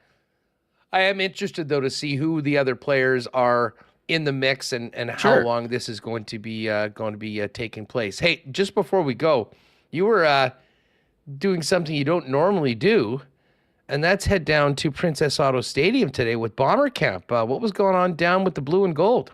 Yeah, buddy. Yesterday, today, tomorrow, doing in some, fill-in activities for Jeff Hamilton and Taylor Allen. Today's news was Dalton Schoen not on the field, but, no real concern there, I don't think. It was just a maintenance day on that front. But today's news of the day was, who is going to be filling in for Adam Bighill. And again, we understand that part of the move to the 6-game injured list is more of a paper transit, not paper, but it's more of a business move. But it does mean, Huss, for those who are not familiar with the CBA at the CFL level, it means he will be out for week 1 at the bare minimum.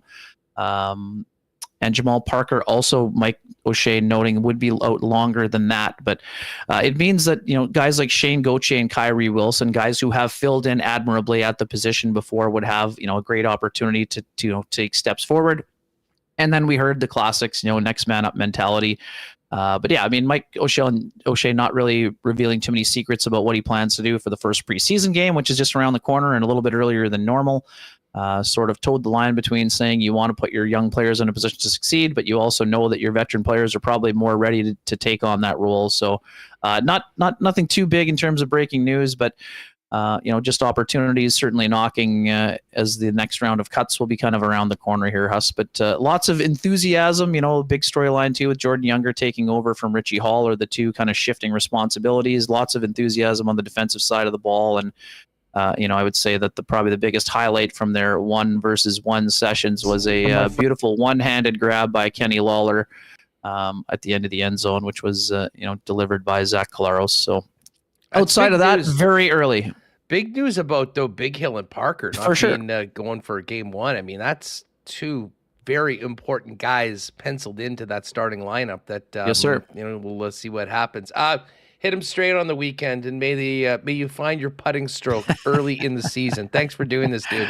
Thanks for having me, Huss. Have a great show and have a great long weekend when it arrives, my friend. Take care. Appreciate it. There is our buddy Ken Wiebe. Speaking of the long weekend, our friends at the Beer Can are open, but the grand opening to really kick off the season is Saturday. So if you're in the city, get on down to the Beer Can, 1 Granite Way, just right beside the Granite, off the Osborne Bridge. The coolest, biggest, and best outdoor beer garden in the city. They're going to be doing a whole bunch of programming with door prizes, gift card giveaways, DJs all day, the best in local beer. Check out the Palomas as well. I had one last week. They've got a Paloma machine. It was unbelievable. And while you're there, do not miss the food at the Beer Can, because it's done by the wacky guys at Cosmos. They're back for another year at the Beer Can. Be ready to blast your ass to Flavor Town. The Golden Gal is back and ready to steal your boyfriend, as they say. Unbelievable burger. Had it last week.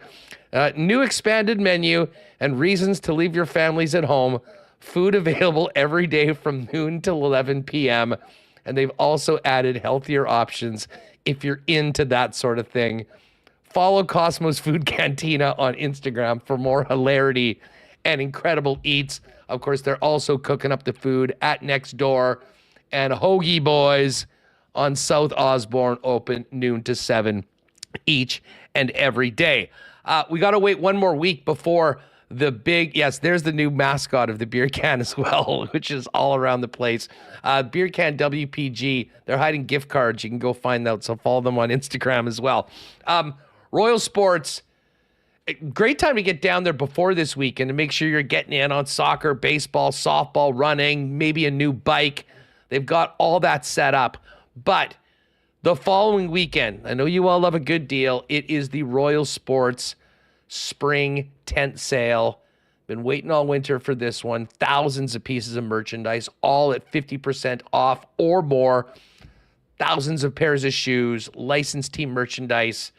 There is nothing like a Royal Sports Tent Sale, so make a point. 25th and 26th at Royal, 750 Pembina Highway. It's coming. And in the meantime, follow them on Instagram as well at Royal Sports Pembina with the latest information on the tent sale, as well as new merchandise drops and sale information. We got two big games in the NHL tonight. Pop by your local Boston Pizza for those. Games on with sound. The brand new playoff menu, including wing flights, the new Sicilian square footer pizza, the jalapeno popper dip, which is my personal favorite, other great contests, and your chance to win the grand prize of a couple of trip for two to see a game at the Stanley Cup Final. Tonight and throughout the Stanley Cup playoffs, that's where fans get together to cheer on their team. Your local Boston Pizza. Early game tonight, Carolina Rangers. Late game tonight, the main event, Game 5 between the Edmonton Oilers and the Vancouver Canucks. And before we bring in our pal Moe Khan, do not forget opening day of the track at Assiniboia Downs is Monday, Victoria Day. We'll have Darren Dunn on the program tomorrow to set up the entire live racing season. But it is a family fun day. They'll have things going on, pony rides, inflatables, all those great things for the kids beforehand. Post times at 7:30. I would imagine the dining room's already sold out for opening night, but you can still make reservations for other live racing dates, that world-famous prime rib buffet. And, of course, it's completely free to enter Monday and Tuesday this week and next, and then Monday, Tuesday, Wednesday throughout the season. Remis and I will have our head-to-head picks beginning next week here on WST. All right, let's head out to Montreal. It's been a minute since we've had our pal Moe Khan on, but I have a feeling he's going to be a regular guest going forward because not only is he all over the Canadian Football League, but also he's going to be calling CEBL games for the Montreal franchise in the league. And Moe joins us from Montreal now. What's up, my friend? How are you? The final boss is back, Andrew. How you been, brother? Yes, I'm good. I'm good. Speaking of final boss, just before we talk a little hoops and football and more, what was it like around Montreal last weekend when the great Lionel Messi showed up with Inter Miami FC? Different vibe. I mean, you're talking about one of the most recognizable faces on planet Earth in Montreal. And when he arrived at his hotel in downtown Montreal on the Friday, it was a zoo. They had to have police come take him into his room pretty much. And, you know, at the game at Saputo on Saturday night, it was a pro-Messi crowd. They could care less about Inter Miami and CFMTL. They were there to watch Messi, Suarez, and see what they do. We saw Suarez score, and we saw Messi start to have a bit of fizz in the final 10 minutes of that game. And we heard Laurent Courtois, the manager of the Montreal club, not happy with the fan base on how they were pretty much applauding Lionel Messi. But again, it was cool to have him in Montreal. And not only that, though, Andrew, it kind of helps Montreal to say to those potential famous world footballers in the European markets that might come to MLS that Montreal could be a spot for you, as it was for Didier Drogba, for Nesta, Marco Del Valle, included from Europe. So I think this definitely would help them in selling the whole brand of Montreal to the world outside of the city that we're in. Suarez bite anybody during the match? He had a biting finish at the lip of the goal line. Look, I'm a Liverpool guy, right? So Suarez, obviously being a Liverpool player that he once was, he is. He's an acquired taste. Let's put it that way. But if no pun intended. But you know what? The vibe that was on display on the pitch and off of it in the stands had a real feel of an international soccer game for those to enjoy, whether you were in person or at home watching it. So it was really cool to have him there. But we'll see now if MLS can kind of build upon that and have more sustainable superstars of their own that they can say, hey, we can look at this next guy and then post a Messi who probably has 1, maybe 2 years left in the tank. Yeah, it is incredible seeing the Messi effect in MLS. And, I a lot of friends in Montreal and, follow yourself and some other of the media members and the scenes on the streets with the amount of those pink jerseys, number 10, and the amount of cars like tracking the Inter Miami bus on the highway. I mean, it was I am sure a soccer scene unlike anything they've seen maybe ever in Montreal, at least for club soccer. Mo, before we get to CFL, how are things shaping up for the Alliance in the CEBL? I can tell you, our Sea Bears are ready to go. Building off that incredible first season, they've added some big time players to the squad. Byron Mullen's coming with some NBA experience. We can't wait to get going here next week in the Peg. What's going on in Montreal, and just thoughts on the entire league going into this year after such a positive season last year for hoops in the nation. No question. And with championship weekend in Montreal in mid-August, there's a lot of incentive for this team in Montreal to hopefully win it, right? Because the current format is that the host team will be automatic in the Final Four. So Montreal gets one of the 4 spots, right, from the East and 2 from the West. And I think for the Alliance going to this season, a bit of a wholesale change of their depth. And that was the biggest knock for them last year, Andrew, is that they went through a roster of 20-plus players.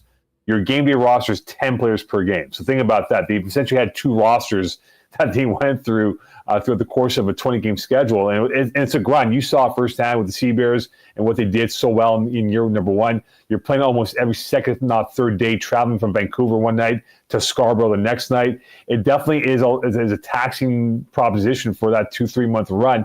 I think for the Alliance, I think the key for them will be their health. I think secondly will be the size. And that's what they lacked last year, was that they didn't have enough depth of size to work with, and also the quality of Canadian players that they need to have, because a lot of their guys went down early in the season and weren't healthy enough. So if those things can kind of ferment and become better for them, I think the Alliance could definitely be an 8, 9, 10, maybe 12-win team that really falls their way. But again, the East is very tough. Scarborough, and you look at Niagara, those 2 teams are loaded. Only one will get to go play in the Final Four in mid-August. I think in the West, there's no question that Winnipeg is a team to watch out for. You saw Coach Ted with what he's done building up that team. And Teddy Ballgame, he's a real dude out there. I think the Sea Bears are definitely a team to watch out for. I think the road for the West will go through Winnipeg to get to Montreal in the middle of August. Well, we can't wait for it, and hopefully we can kind of chat some CEBL throughout the season. It's great to have people that are on top of it. And again, following the East more, because, I mean, we see some of those teams when they come in, but Winnipeg starting in Saskatchewan and then back. Home opener next Friday. It is sold out. Keep an eye on, though. We might have a contest or two for some tickets to the home opener on the show next week. It still is tough for me to even say this, but the Grey Cup champion Montreal Alouettes are getting back at it. Still can't believe how that game ended, but it was legendary. How much has that done to help the Alouettes go into this season where they are the defending champions of the Canadian Football League? Crazy to think of that. They are the defending Grey Cup champions. About 14 months ago, you'd asked me what's going to happen to the Alouettes. And I told you I have no bleeping idea. And now here we are. They're defending the crown as they get ready for week 1, ironically, against the Bombers. The thing is, I was going to call it Gabe Morency because we talked about the Alouettes with Morency on Monday. The thing is, Andrew, I apologize. The Alouettes right now are in a position that we don't know what it's going to be like week 1 when they have the first home game for them in early June. Because people ask me, is it a blessing in disguise? I go, it is, but it isn't, because they're hoping for a slow burn of building up that brand and then win the Grey Cup in maybe year 3, year 4, and kind of build up that fan base. But now I'm curious to know what Pierre Pelletot is thinking in terms of his level of, hey, we won the Grey Cup. Are we going to see a bump in fan attendance? Are we going to see a bump in merchandise sales? Are we going to see a bump in corporate sales of having more loges be filled up on a Thursday, Friday, or Saturday, if not Sunday night? So it'll be intriguing to see what the fan base will be like from a sustainability perspective of not only one game, but the entire nine-game home schedule. I think right now, given what's going on in Toronto with the question mark of Chad Kelly, if he's going to be playing football this year, who knows? And you look at Hamilton, they're sort of in a rebuild. And for Ottawa, who knows how they're going to be like. Right now, knock on wood, if you're an Alouette fan, the road to the Grey Cup to Vancouver goes through Montreal today. They could all change by Labor Day. It could all change by Thanksgiving. And, of course, by early November, as you saw with the Owls going on the run that they had. But I think right now they have less questions on the football field and probably more answers to work with as they get ready for week 1 against the Bombers. What's going on with Sean Lemon? Suspended. Was somewhat retired, suspended for betting on the CFL. Granted, he bet on his team to win. Respect to that, but he wasn't fixing games or anything. But he's in a bit of a pickle, and yet he's back on the field right now, I guess, in appeal. Like, are they optimistic that he might be able to play games for them this year? I think they're optimistic that he could play games, but the question is, when will the appeal process happen for them to find out? I think sooner than later will be the case, obviously. But it was such a weird offseason. Talking to some people with and around the organization, when it went down with Lemon saying, hey, I'm done, and then a week, 2 weeks later it comes out that allegedly he was gambling on games back in 2021, there was a slight disappointment. But again, they said, look, he's a good guy. Like, he's a team player through and through, and he brought a different impact to the team. And we spoke about it last year on the football field. Leadership. He talked about his impact, attracting double teams. The number of sacks he had, I think, was close enough to 10. I think at 8 or 9 at the end of the season. He made a difference with Sankey in the middle of that linebacking core that really made a difference for this team moving towards the final 5 games and, of course, the great cup run that they had. So if Sean Lemon is available, yeah, it makes him more dynamic. But I think that they realize with Ugawak now in Tampa for the time being, they need Sean Lemon out there because of what he does and for the quality of depth that they want from the front four. Because for Noel Thorpe's defense to really excel, if that front four gets pressure, Andrew, on any quarterback, whether it's Colaros or whoever it is playing against the Alouettes on that weeknight, that's the key. And if they get that pressure, they are a very tough defense to kind of penetrate for points, whether it's 1, 2, 3, or 7 at the end of the day. Alouettes and Bombers are going to open up the season with a Grey Cup rematch here in the Peg, Princess Auto Stadium on June 6th. How different is this Alouettes team going to look than the one we saw pull it off in the Hammer at the end of November? Well, first off, on offense, there's no Austin Mack for the time being. He's down with the Falcons for who knows how long. And that's a massive blow because you saw what Austin Mack did last year for the Alouettes. As you saw in the Blue Bomber game, unfortunately for you, Andrew, in the final, right? We remember. He was good. Very Exactly. Right. good. So that's a big loss for them, Andrew. And I think for them, they have diversity of playmakers. Phil Potts, a guy that I think will have a big year for them from the Canadian position. Keon Julian Grant is a guy that they're really high on as well. Cole Speaker, a guy that was kind of lingering around on the PR, had some playing time, had a run or two as well the last year or so. They are really high on him that he could become the next maybe Austin Mack, albeit not that level of what Mack did for them. But I think their offense will be okay. Cody Fajardo in year 2 under Moss will be fine. The question that will come up, though, is that are they going to be in their headlines of, hey, we're the defending Grey Cup champions, we're going to run it through? As I said to you right now, I think the Grey Cup on the east side goes through Montreal because they have less questions about this football roster from top to bottom. But again, the key for them, Andrew, that did so well for them last season was their health. They're relatively healthy in the second half of the year. If they can maintain that moving towards the entire year, then yeah, I think they could definitely be 11, if not 12-win team in the East this season. What do you take? What's your take on this whole Chad Kelly thing? By the way, folks, he's not suspended, but he's away from his team. And I mean, shout out to the PR person that put together this quote. And I'm using quote in quotations here from Chad Kelly because I'm not sure that he's capable of making a statement like the one that was attributed to him. But Mo, how serious of a situation is this for the league as well as the Argonauts overall? And do you think we see Chad Kelly play again in the CFL? It's an awful situation for the CFL because we've spoken about it, right? They're trying to attract female demographics to a sport that has been relatively known for being older in fan base, not young and hip for male and females to watch on a Friday, Thursday, Friday, Saturday, Sunday. And for Chad Kelly in the biggest market to have one of the higher salaries in the CFL, to do what they did last year and from to win a Grey Cup 2 years ago, to allegedly do what he did is awful. And for Toronto, and again, I'm not going to fault, and I'm looking at it from both perspectives here, right? In the CBA, it allowed Kelly to be there on the sidelines, okay? If it was the CBA that says, hey, a suspended player cannot be on the sidelines and cannot be anywhere near the team, then the Argos would be in complete fault, right? So they follow the rules in that sense. But the thing that I'm kind of disappointed by for the CFL is that if a player's under an investigation, you tell him, look, stay home. Don't show up. Stay home until this is done. Okay, you can use the facilities to work out, interact with your teammates, whatever it is, but you cannot be in the public eye. And that's where the Argos really had a major fumble. And that's when you saw the female voices come out in disdain of the CFL's approach and the Argonauts' tone-deaf approach and how they view this whole Chad Kelly thing. And I applaud the female employees that came out across the league that said, hey, look, this is not right. This is completely morally wrong, and how the Argonauts went about with this business. And you saw Chad Kelly's statement, as you made point before. It's not a good look. And I think now for the CFL and for Chad Kelly, he's the type of guy that wherever he's played, and I don't know the guy personally, but when he played at Clemson, when he played with the Broncos, right, and points in between, it's been short shelf-like stays. And I wonder now if he's almost approaching the expiration point, because from a PR angle, Andrew, it's not a good look for the CFL. And Nathan Rourke, however long he goes in the NFL, is in the wings, whether he comes back to the CFL now or next year. And if it doesn't work with Chad Kelly, you get off that deal. And could you imagine if Nathan Rourke is throwing touchdowns in the biggest city in Canada for a team starving for attention, as we saw with Nathan Rourke, what he's done with the BC Lions, and now the NFL with where he's at right now in his career?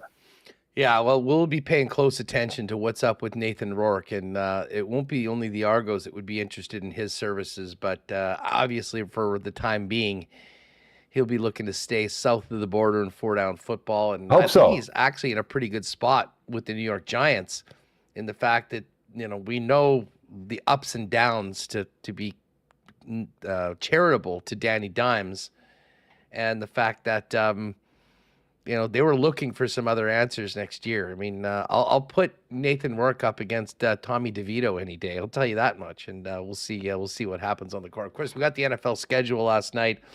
Looking forward to talking about that with you as well. But Mo, thanks for doing this. Cannot wait to tip off the season. When's your first call from Montreal? Andrew, I've been so in a whirlwind because of the Alouettes training camp. Media happened for the Alliance on Monday. When I was supposed to come on with you, I couldn't come on, unfortunately, and now thankfully came on today. The first home game, I believe, is in 2 weeks against the Empton Stingers, actually. So that's sold out. And the thing is, Annie LaRouche, the president of this franchise, has told everyone, has encouraged everyone from across Canada, hey, look, there are tickets to be had for Championship Weekend in Montreal, August 9th to 12th. So for those in Winnipeg, if the Seabirds make it, Andrew, why don't you come out to Montreal, you and Remis, we can do it big time in Montreal, my friend. Let's go. I'm planning a couple trips out to see you, because I am planning on getting out there for the President's Cup later on in September as well. Yeah. So maybe we'll double up. Montreal in the summer, twist my rubber arm, Mo. Sounds like a plan. Well, listen, we'll catch up in the next couple weeks, talk about the kickoff of the season, getting closer to June 6th. Alouettes and Bombers, Grey Cup rematch here. Fun time to be a sports fan following all of these leagues. You have a great one, my man, and we'll do this again soon. Appreciate you. Yes, sir. Have a great long weekend, and all the best for this weekend. And don't forget, if the Owls bring the Grey Cup to Winnipeg on week 1, that's a real bleep you to the Bombers fans if they do that. A real WWE angle for them. Feel free to do that. Just to fire up a little bit more. I think the Bombers have more than enough material to be motivated to come out and get going. But hey, it's a long season. As much as you won it the year before, we all know what goes into winning a championship, and it takes a lot to go your way. Week 1 will just be the start of it, and I can tell you it'll be an awesome crowd, an awesome atmosphere. Absolutely. And the Bomber fans will be looking to get one back on Cody and the Alouettes. Mo, have a great one. Thanks again. Take care, guys. Have a great weekend. Be good, man. At Moe Khan 19, give him a follow on Twitter or X, and he'll have some great insight on obviously the CFL, but also the CEBL this year. We're going to check in with Sport Manitoba in a minute. But let me do a quick Breezy Bend update here, because the PGA Championship continues. If you missed it right off the top of the show, Xander Schauffele with a 9 under 62 to lead the way. 3 shots ahead of my guy Tony Finau, Sahith Theegala, 4 shots up on Rory McIlroy, who had a real strong 5 under par 66, only 1 bogey on the card. Brooks Koepka had a stunning finish, going eagle birdie on his 16th and 17th holes. He got to 4 under for the round. I'm just taking a look to see who's up there. Oh, Scotty Scheffler. Yeah, don't forget about Scotty. He announced his return by holing out from the fairway on his first hole, I'm looking at it. His shot 2 looks like it's about 167 yards. Jars it on the first hole. He's at 3 under par right now through 4 holes. We'll be talking a lot about Scotty Scheffler. More of the players, just looking to see anyone that sort of is just getting out there right now. Scotty Scheffler's the main guy right now. Lots of guys out at even right now, earlier in their rounds, including Will Zalatoris, Patrick Reed. But the big names are all near the top of the leaderboard, and Scotty Scheffler wasted no time for getting into the mix. Huge thanks to Breezy Ben for their support of Winnipeg Sports Talk. If you want more information on maybe making Breezy a permanent long-time home for you and your family, give the clubhouse a call for Corey Johnson, or find out more online at breezybend.ca.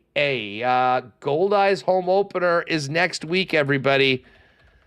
They're finishing up this long road trip and coming back to the Peg for Tuesday night. We've got the schedule goes like this. I mean, as far as the actual series right now, they had a day yesterday. They're in Kansas City tonight to begin a 4-game series with Kansas City, and then a day off on Monday to get back to the Peg, and then Goldeyes season starts the 21st. Chicago Dogs. The Friday against they continue. It's a 6-game homestand basically from Tuesday right through Sunday, and then big homestands through June, July, August, and September. I think early next week we'll officially put tickets on sale for our WST patio party, which is going to be in mid-June. Hopefully you can all join us. In the meantime, goldeyes.com for all information on ticket packages, group options, and more for the upcoming Goldeyes season. Let's get Remo in here for 1 second, because we do have a Sport Manitoba segment to get to. Remis, why don't you quickly, I just did want to touch on that Neil Smith tweet from earlier today. Not often guys in the East are talking about players from the Winnipeg Jets, but a guy that we'll be speaking about extensively tomorrow with Murat Atesh would be Nikolai Ehlers, seeming to be attracting some attention from some players, from some players in the sports media out east. Yeah, that's right, Hassan. You had Murat on last week, and you asked him, hey, what do you see for this roster? And he went, I see first-line caliber winger missing on this team. He tweeted out yesterday, this is Murat, about, let me just bring it up real quick. He tweeted, where was it? A story in The Athletic about trade possibilities, and his tweet was, I'm not sure what the future holds for Jets forward Nikolai Ehlers. My understanding is that he'll likely be shopped in the lead up to the draft. So that's what Murat's saying. And today, Neil Smith on X at NYC Neil, former GM of the Rangers, he's tweeting out, or posting is the new term because it's called X, called posting. Good call. He said, sounds like Go Jets Go Nikolai Ehlers is available in the trade market. It was reported a while back Ehlers was believed to have been offered in a trade to the Hurricanes. Hard to imagine they aren't still interested, considering Teravainen and Gensel are pending UFAs. And I think we'll get into more trade possibilities, but if Murat's talking about it and now Neil Smith is talking about it, I think we need to start preparing ourselves for the strong possibility Nikolai Ehlers won't be on the Winnipeg Jets for Game 1 of next season, but maybe you can spend some time here speculating on what the return will be. And I know Murat has thought quite a lot about that, and we'll talk about that tomorrow. And that'll be a real focus of our conversation tomorrow with Murat, so make sure to join us for that. But in the meantime, let me throw this out to the chat before we bring in our next guest for the why not question of the day. I know some people do not want to trade Ehlers. Some people are positive on that. This is the question.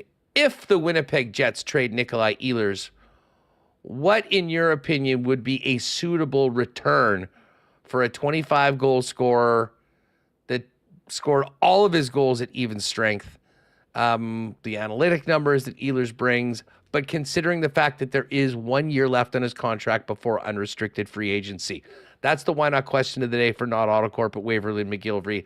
Let us know in the chat. And if you're listening on the podcast, fire us a post on X at Sports Talk WPG. All right, let's do a Sport Manitoba. It takes a community to play segment with the Canada Games Legacy Fund's Volunteer of the Year and a household name for curling fans, the one and only Resby Coutts. All right, on today's Sport Manitoba, it takes a community to play segment brought to you by Manitoba Liquor and Lotteries. It's an absolute pleasure to welcome in the Canada Games Legacy Fund Volunteer of the Year and a familiar face and voice to many curling fans in Manitoba, the one and only Resby Coutts. Resby, welcome to Winnipeg Sports Talk. It's such a pleasure to have you back on the program. Well, thanks very much for having me on. It's great to talk to anybody, anytime about curling. Well, you know what? First off, we're going to talk about you because, as I just mentioned, you were this year's honoree by Sport Manitoba's the Canada Games Legacy Fund Volunteer of the Year. And I mean, I think of, your work back at 1290 talking curling in the past and, and being a curling fan and someone that's followed the game, really a name that has been synonymous with it from a media and broadcasting perspective. But your involvement in the game goes back, according to this, since 1969, back in university. Absolutely. Yeah. My absolute first volunteer activity was the last 2 years I was at university. I got involved as the organizer, coordinator, whatever, convener of the intramural curling leagues and of the University of Manitoba Bonspiel. It was curling was a big deal at the university 50 years ago. And I hate saying 50 years, but that's what it is. And it was a huge league, curled out of the Pembina Curling Club and some other league clubs. And I just got involved. Frankly, it was pretty obvious that I was never going to be a scholar and I needed something else to do, and got involved with the intramural sports program at the University of Manitoba as the volunteer convener of curling. Resby, how did you originally get involved in the sport? Oh, gee whiz. As a kid, as a hockey player, I was pretty much a fence post. I was a big, slow kid, and I didn't get a lot of joy out of the game of hockey. My dad was a curling guy. He had played hockey actually in his youth and played pretty well. But as he got a little older, curling was his game, and very involved in the local curling clubs in the southwest corner, a little town called Elva, where I grew up, had a one-sheet rink. Paterson had a small rink. Melita had a bigger four-sheet rink, and my dad was very involved both as a curler, bonspiels, all the rest of it, and as an organizer. And I just got started curling actually as a 7-year-old, 7 to 8 years old. My brother and I played with my dad in the curling league in the little one-sheet rink at Elva, and so I just turned 75. So that means, however many years that is, I have never not curled in the winter. There've been winters where I might have only played 20 games. Back when I was competitive, I might have played 120 or so. But my dad took me to the rink, and I just loved the game right from the start. It speaks to why curling is still such a big part of our sporting community. And especially, I mean, you could speak to this from a rural community's perspective. For decades, it has been, in a lot of ways, not only an activity for people to go out and get some exercise and have fun, but in a lot of ways, sort of bringing everybody from, at times in rural areas, some pretty sparsely populated areas together on a regular basis and fostering that sense of community. Well, very much. It was... and casting back 50 years, I actually, a little later in his life, I asked my dad, about the history of that little one-sheet curling rink in Elva, Manitoba. And he said, well, I guess when we came home from the war, my dad was a veteran, as we're all of the young men of that era. When we came home, the community needed something. It was a little tiny spot on the map. And he said, so we just got together and built a curling rink. And that happened right across rural Western Canada, right across Canada. It wasn't unique. In Manitoba in that time, there were about 365 curling rinks listed on the Manitoba Curling Association membership list, including that one in which my dad actually was the first president of that little curling rink when it joined the Manitoba Curling Association in 1950, 54-ish. So yeah, it was the community center. That little rink had a hockey rink outside, an outdoor sheet of ice for the kids to skate on, and so on. And then the little waiting room lobby for the curling rink was also the warm up shack for the skaters. And it was just it's where you went. Well, in a lot of ways, it seems like throughout your life, you sort of followed your passion, your father's passion, not only for the game, but also for being a part of it and helping it exist and grow. You're an executive member of both the Morris Community Curling Club and the Wheat City Curling Club. Anyone that's followed curling over the past 20, 30 years knows your media role, but also being involved in a bunch of other aspects of the game as a volunteer that people wouldn't know. If you could just speak to the involvement in the game, as a volunteer, and the many different roles that you played wherever needed, that I'm sure was a big part of you winning the Volunteer of the Year award from Sport Manitoba this year. Yeah, over that many years, you get all kinds of opportunities, and sometimes you just do it because somebody's got to do it, right? And the job needs to be done, and that's kind of where it started with that university gig. But from there, I was my first professional job in agriculture was in Morris, and I was a curler. I was interested in being involved in the community. It was a way to be involved in the community get to know people. It was as simple as that really at the start. Became involved with the Morris Curling Club, moved from Morris to Brandon, ended up curling at the Wheat City Curling Club and at the Brandon Curling Club, and tried to be a competitive player and was reasonably successful, as were thousands of other guys who, in a different time and place with different teammates might have done a little bit better, but got a great deal of joy out of playing the game, but got a lot of satisfaction out of being involved in helping to organize. And that it was a time in Brandon when a lot of great things happened. We hosted over a decade the Canadian Mixed Championship, Canadian Scotties Championship, the World Championships, the first Olympic trials were, in fact, just to brag a little bit, the only Olympic trials that was ever given permission to be officially called the Olympic trials. We were the Olympic trials in '97 for the '98 Nagano Olympics, and after that, quite frankly, I think the Canadian Olympic Association figured out that the curling trials were a way bigger deal than they thought they were going to be, and the business negotiations got a little tougher from there on. So I was involved in all of those major community events in Brandon, most often in some kind of media, publicity, marketing kind of role, because that was kind of what my skill set was. And I didn't really have the energy to be involved in the ice crew and those sorts of things that actually had to work. So the marketing, the media stuff was more fun. And from that, it got me involved in Curl Manitoba, the Manitoba Curling Association, involved on the board there. Eventually was asked to take the lead role as president, and that ended me up at the at the Canadian Curling Association, where again I eventually got asked to serve as chair of the board of governors, and that took me to a bunch of World Curling Federation meetings, where I had the privilege of representing Canada, and looking back, did we accomplish anything?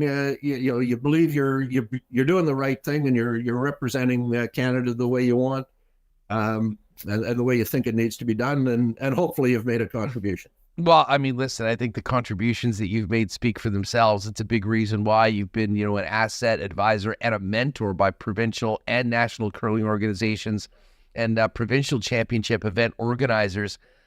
Resby, you know this sport as well as any. And this, I think, can really be applied to almost any sport here in our province and in the country, but few better people to speak to the importance of being involved and the importance of volunteering to keep our sports going, flourishing, hopefully growing at almost every level. I mean, what would you tell people that might be thinking at this point in their life, they've got some time, they're still involved in the game, they might not play at the level before, and the need for quality volunteers that share a passion for the sport?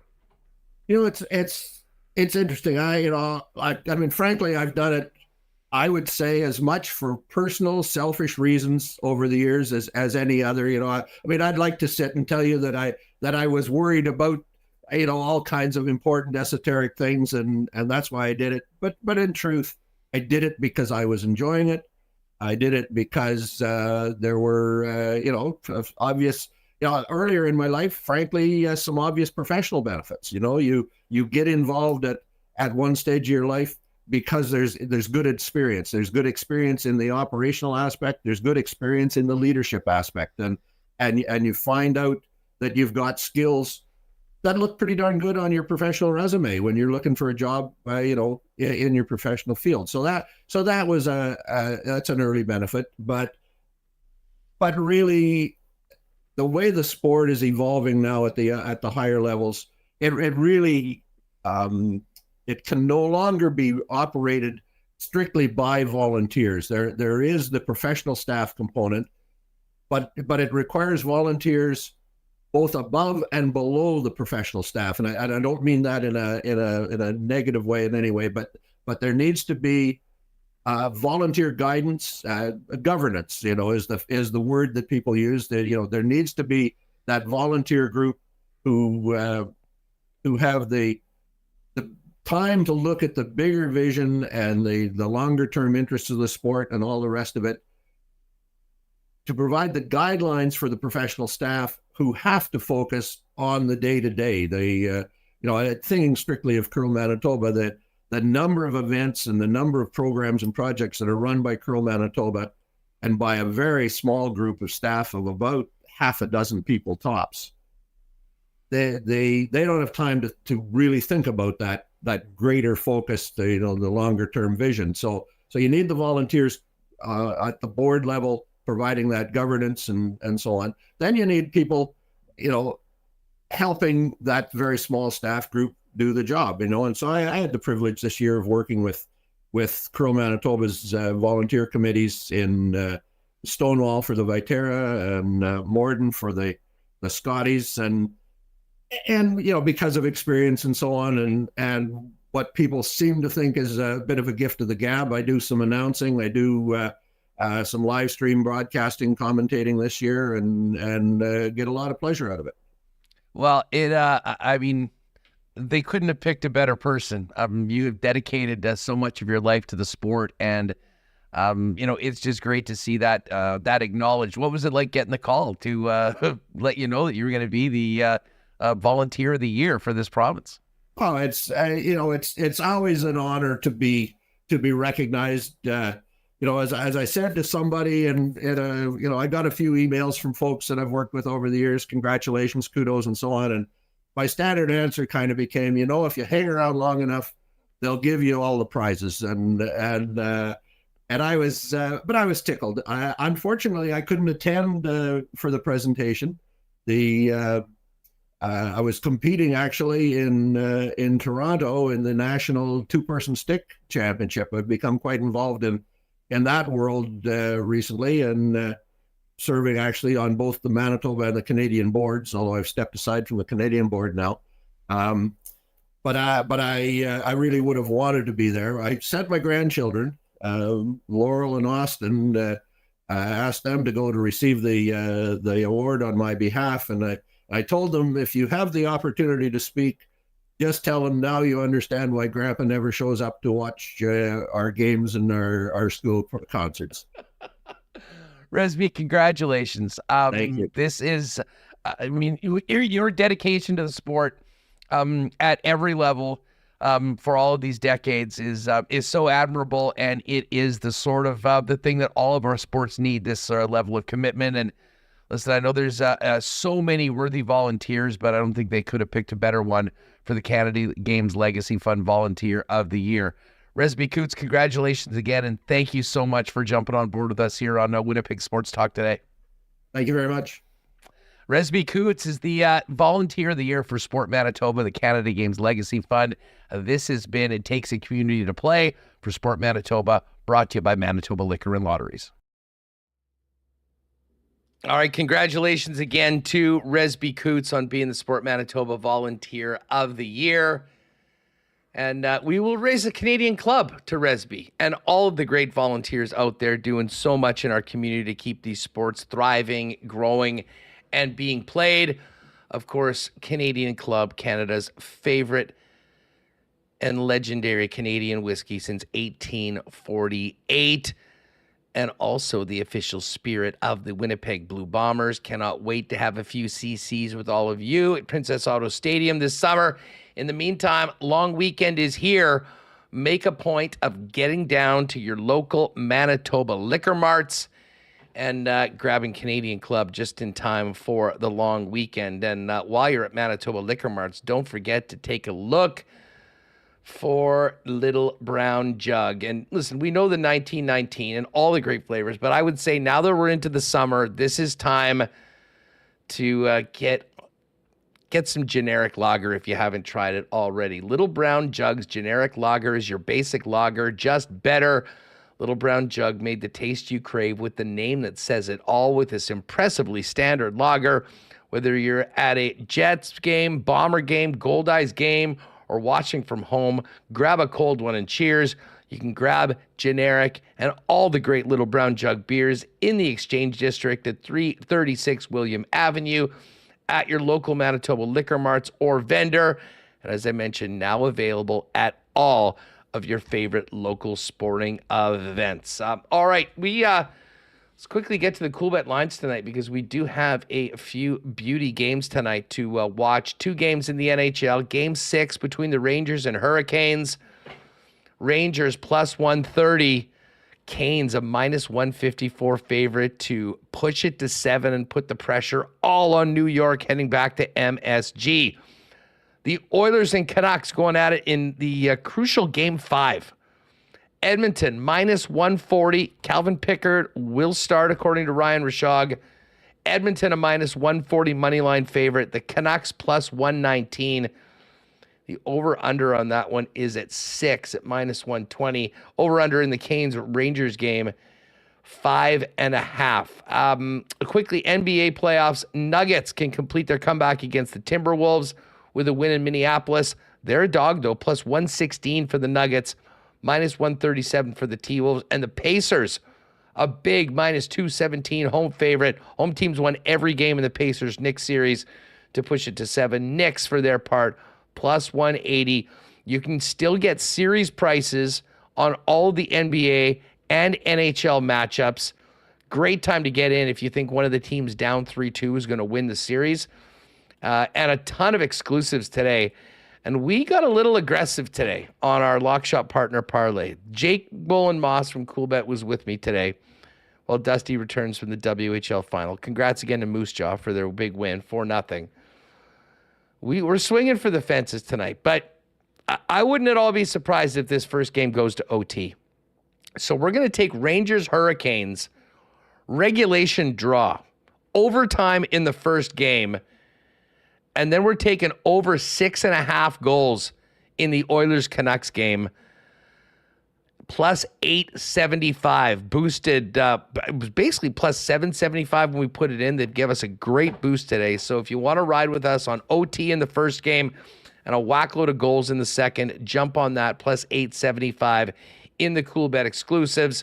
And you can check the Canada specials for a bunch of NHL daily exclusives, as well as a few for Caitlin Clark in her second game in the WNBA. Live betting on the PGA Championship as well.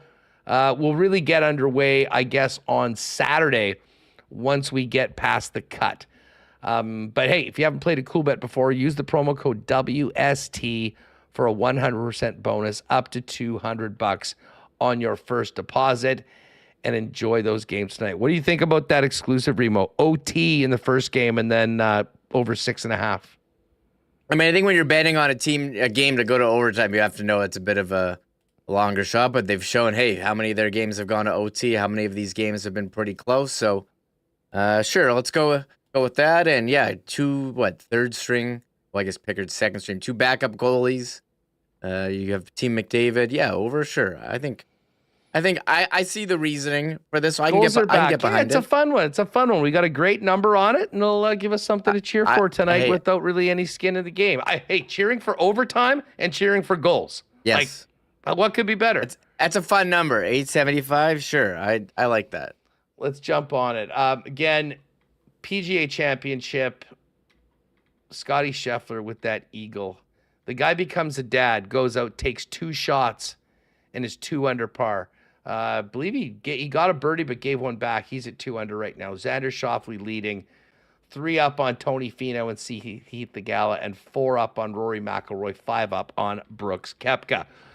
We got a busy one tomorrow, Remo. Can't wait to have Darren Dunn on the show to tee up live racing.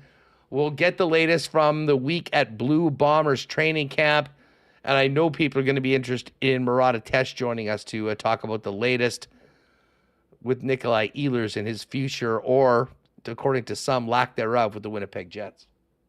Yeah, that's going to be touched on. And yeah, we're going to try to connect with Eddie Lack as well about the Eddie Lack, of course. I'm so excited for that. About the Stanley Cup playoffs. So Eddie Lack, very entertaining on social media. Hopefully that one works out. And former Manitoba Moose as well. Absolutely. I remember Eddie coming in and joining me in studio back in his Moose days. Then, of course, going to Vancouver with Roberto Luongo, and now a realtor in the Scottsdale area, I believe, and an absolutely hilarious individual. So we got a big one for you tomorrow. Marbles heading into the long weekend. Make sure to join us live at 1 p.m. if you're able to on YouTube. And, of course, you can always grab the podcast a little later on if you're not able to join us live. That's going to do it for us. Again, thoughts? I'll just say, go ahead. Yeah, stick around, and we're sending over to Legal Curve for the Manitoba Moose season recap. Sorry. Yeah, Dave Manouk, a ton of guests coming up, including Craig Heisinger, Tyrell Bauer, Parker Ford, I believe. So don't go anywhere if you're with us on YouTube. We're heading over to IC. Let them know. Say hi from the WST gang.